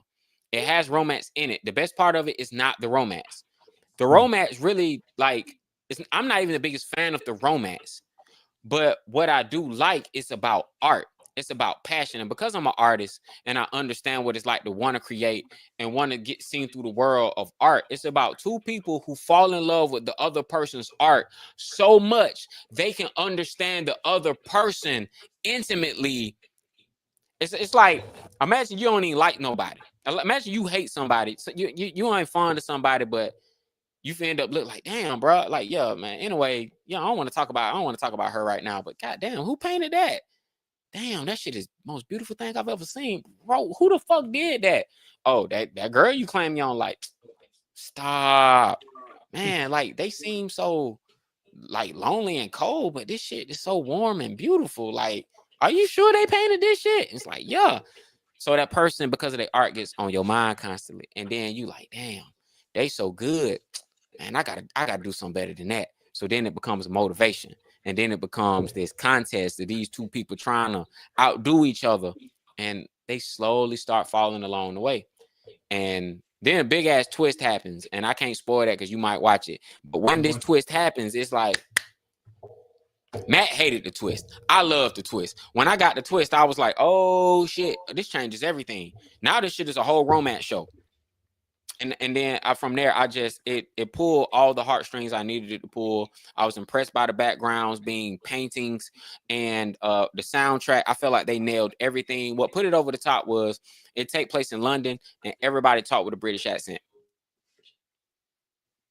And they were real British actors, and I was just like, they committed to it. It was just like, oh yeah, bro, this is top notch. So yeah, bro, that's why I gave it to it. It was unlike anything I seen, and Netflix just snuck it out there. And honestly, it was good to see a nice drama, bro. It was just a great drama, like 20 plus episodes, great drama. Cannot wait to watch it. Cannot wait if I can watch it. All right, number 1 is the show you dropped after 6 episodes for me, John. It is Journal with Witch. Hey, I ain't gonna lie. I ain't gonna lie, bro. I'm kind of shocked, but I'm gonna let you cook. Journal with Witch, bro. I'm sure. Let me find. There's a passage that I wrote surrounding Journal with Witch in my review. Where is that passage? No, that's not it. God dang it! This is gonna be annoying. Where the fuck is it? There it is. Found it. Okay. I normally don't like to read my full like dissertations that I write surrounding this. But in any case, as I mentioned before, Journal with Witch is all about dealing with trauma and loss. Asa becomes an orphan in the matter of a second, basically, when her parents get into a car accident and die.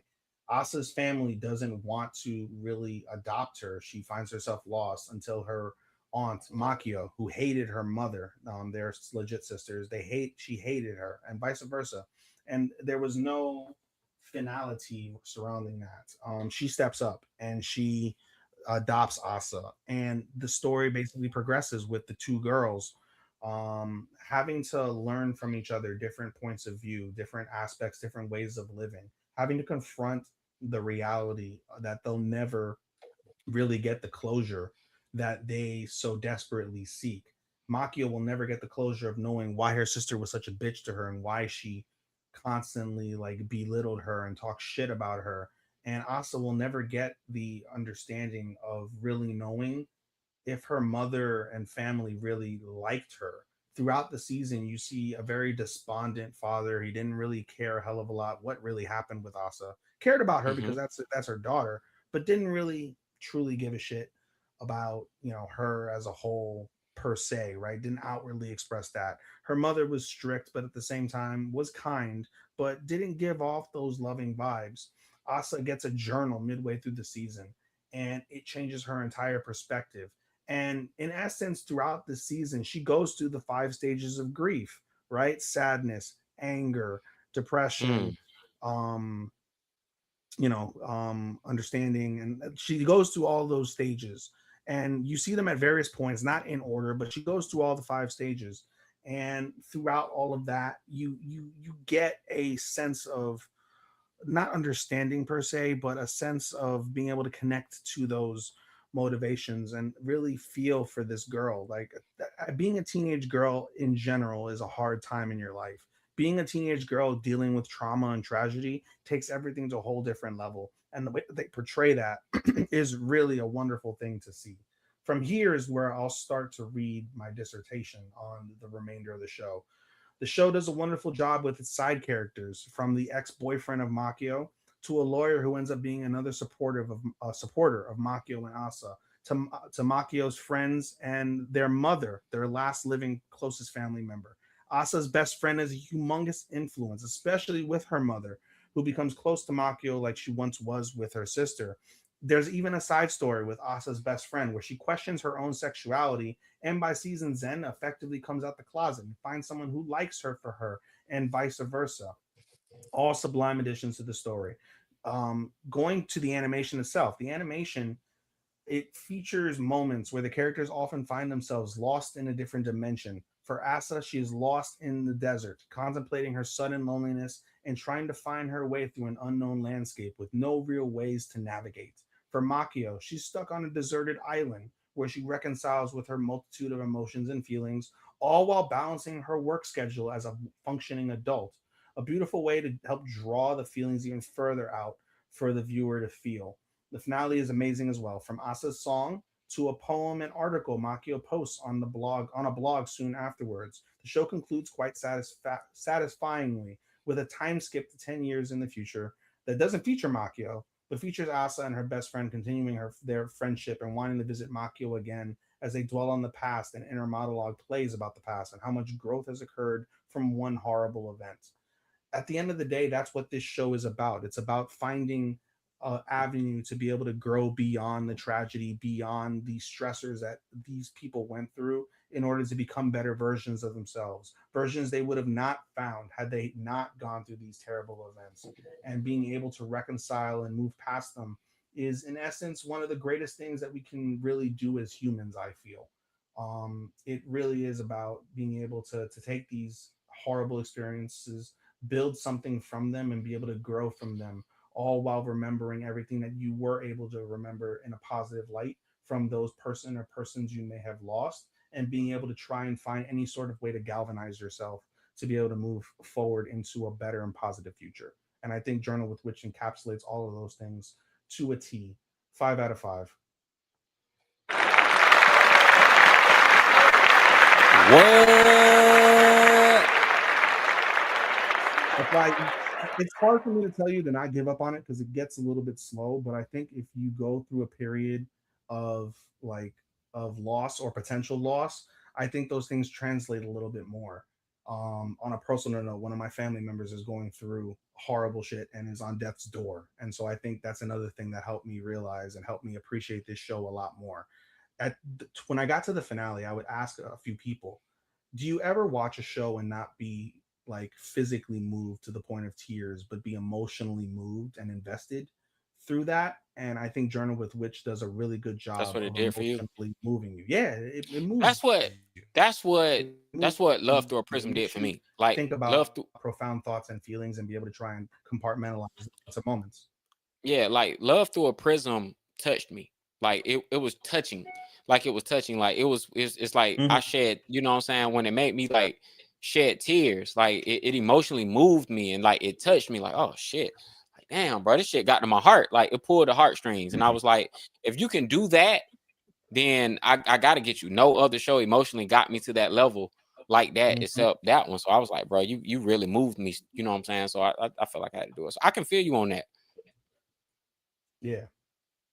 So, with that said, ladies and gentlemen, I think we are done officially for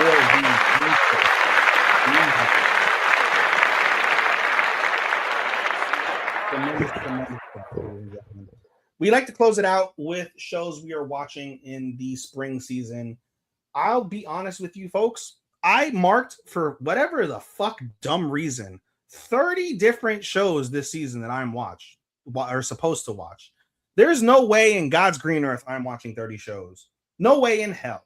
I have 12 currently. Sean, you mentioned off air you have 5 as it currently stands. Hmm. What are your 5? Oh, bro, you asked me way before I was ready to give you my 5. So let me get yours. While you look for that, I'll be happy to give them All my right. 12. So no, my 5, Oh, no, you you got it? ain't doing no 30. Yeah, I am watching Witch Hat Altier. Mm-hmm. I will be watching Ray Zero Life in Another World season 4. Mm-hmm. All right. I am going to watch Demons of the Shadow Realm. I have not started yet. I am going to watch Restoria Wand and Sword season 2. I am watching Dr. Stone Future Part 3, and I am curious about Marriage Toxin, the Ramparts of Ice, Mm. and I am curious about Mistress Kana is Devilishly Easy. Like those are the ones I'm interested about. Matt may have sold me on Nippon Sangoku, and I'm also That's watching Rent a Girlfriend. yeah. So So Nippon currently, Sangoku, that's one that Matt kind of more or less done sold me on. So maybe that's 5, maybe that's 6 or 7. But yeah. 6, 7. Sorry. Um. Yeah. So Nippon Sengoku I think was on my list. That's probably gonna be one that I pick up as well. The 12 I currently have as it stands that I will be watching. I'm caught up on Rooster Fighter. It is so fucking funny and preposterous. I want you to watch it, Sean. I want you to watch it if you haven't already picked it up because it's so fucking funny. It's so all over the place. It is a Hulu show, unfortunately, so you have to deal with the commercials. Nonetheless, Rooster Fighter is the only show I'm caught up so far this spring. I will be watching Ramparts of Ice. That is on the list. Dr. Stone, the finale, is on the list. Doro Hedoro season 2 is on my list. I love season 1. It was my first foray into something that wasn't like isekai, romance, or shonen. So I can't wait to see Doro Hedoro. It's already 5 episodes out of the 6 out of the 11 in. Rag season 5. I will be watching that. ReZero season 4. We'll watch that. Wistoria season 2. We'll be watching that. Mao is a show that I will be watching. That seems fairly interesting. Angel Next Door spoils me rotten. You know I'm gonna watch season 2 because I love my white meat unseasoned chicken. Slime season 4. We'll be watching that. The I forgot Drops that was of coming out. yeah, Slime is out. The Fist of the North Star reboot. I never watched the OG, so I'm gonna give the reboot a go and see how that is. And then the last one that I have already selected as we'll watch is The Drops of God. I find that to be fairly interesting. Sean, you know me, I'm a fairly known functioning alcoholic in life. And The Drops of God have to do with a wine connoisseur who dies and leaves multitudes of $1 million worth of wine but the beneficiary of that wine has to be someone who can identify the quote unquote drops of God, which is an unknown type of wine that they need to, like, I think it's like find or understand or like be able to capture or something like that. So it goes on with a few people, including the son, who knows everything about wine but didn't give a fuck about wine, and then the person's successor slash like mentee in their relationship, who knows everything about wine and has a passion for wine. Who's going to be the first to come up with the drops of God, and who's going to be the one to be able to inherit those multitudes of $1 million worth of wine collection. So those are the 12 that I currently have. I'm looking to add minimum 4, maximum 8. My max is 20. I can only do 20, and I realistically don't want to do 20. I did 20 this season, and it was fucking brutal. I realize I'm starting to lose the competency to be able to watch so much anime concurrently, but nonetheless, I will be adding a minimum of 4 extra ones. Sengoku that you had mentioned is probably, or Nippon, whatever the fuck that is, that's probably going to be 1. So in any case, ladies and gentlemen, with that, the special edition cafe episode is now closed.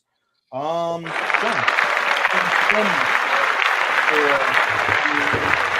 you so much for your picks and your rewards. We were fairly close this season in a lot of our stuff, so I'm appreciative of that. We are. I was updating in the chat in real time, trying to give this to the guys and let them know, like, hey, hey, this is where we at. Yeah, I did the same too. I did the same toward the back end. So whether you see our picks or not online, that'll be up to Matt, I guess, to be able to update that if he so chooses. He probably won't, but that's okay because you got the special edition here with us. And that's about it, ladies and gentlemen. I could go through the entire list like we normally do, all the plugs and the sponsors and all of that. Shout out to Sean, our editor. Shout out to W2M Network. Shout out to Dirt Sheet. Shout out to Chair Shot. You can follow us on our social media platforms, Instagram, Facebook, Twitter, wherever you want to catch us on social media. You can follow the show at Otalku Cafe on said social media platforms. You can follow us wherever you get your local podcasts, iHeart, Spotify, Apple, wherever you listen to your podcast. Give us a 5-star rating. That'll help us out tremendously and let us know what you think of our shows, what you think of our content, and we can be able to move on from there. And I think that's about it, ladies and gentlemen. So, with that said, Sean, hontou ni arigatou gozaimasu. Minasama, oyasumi. Sayonara. Sayonara.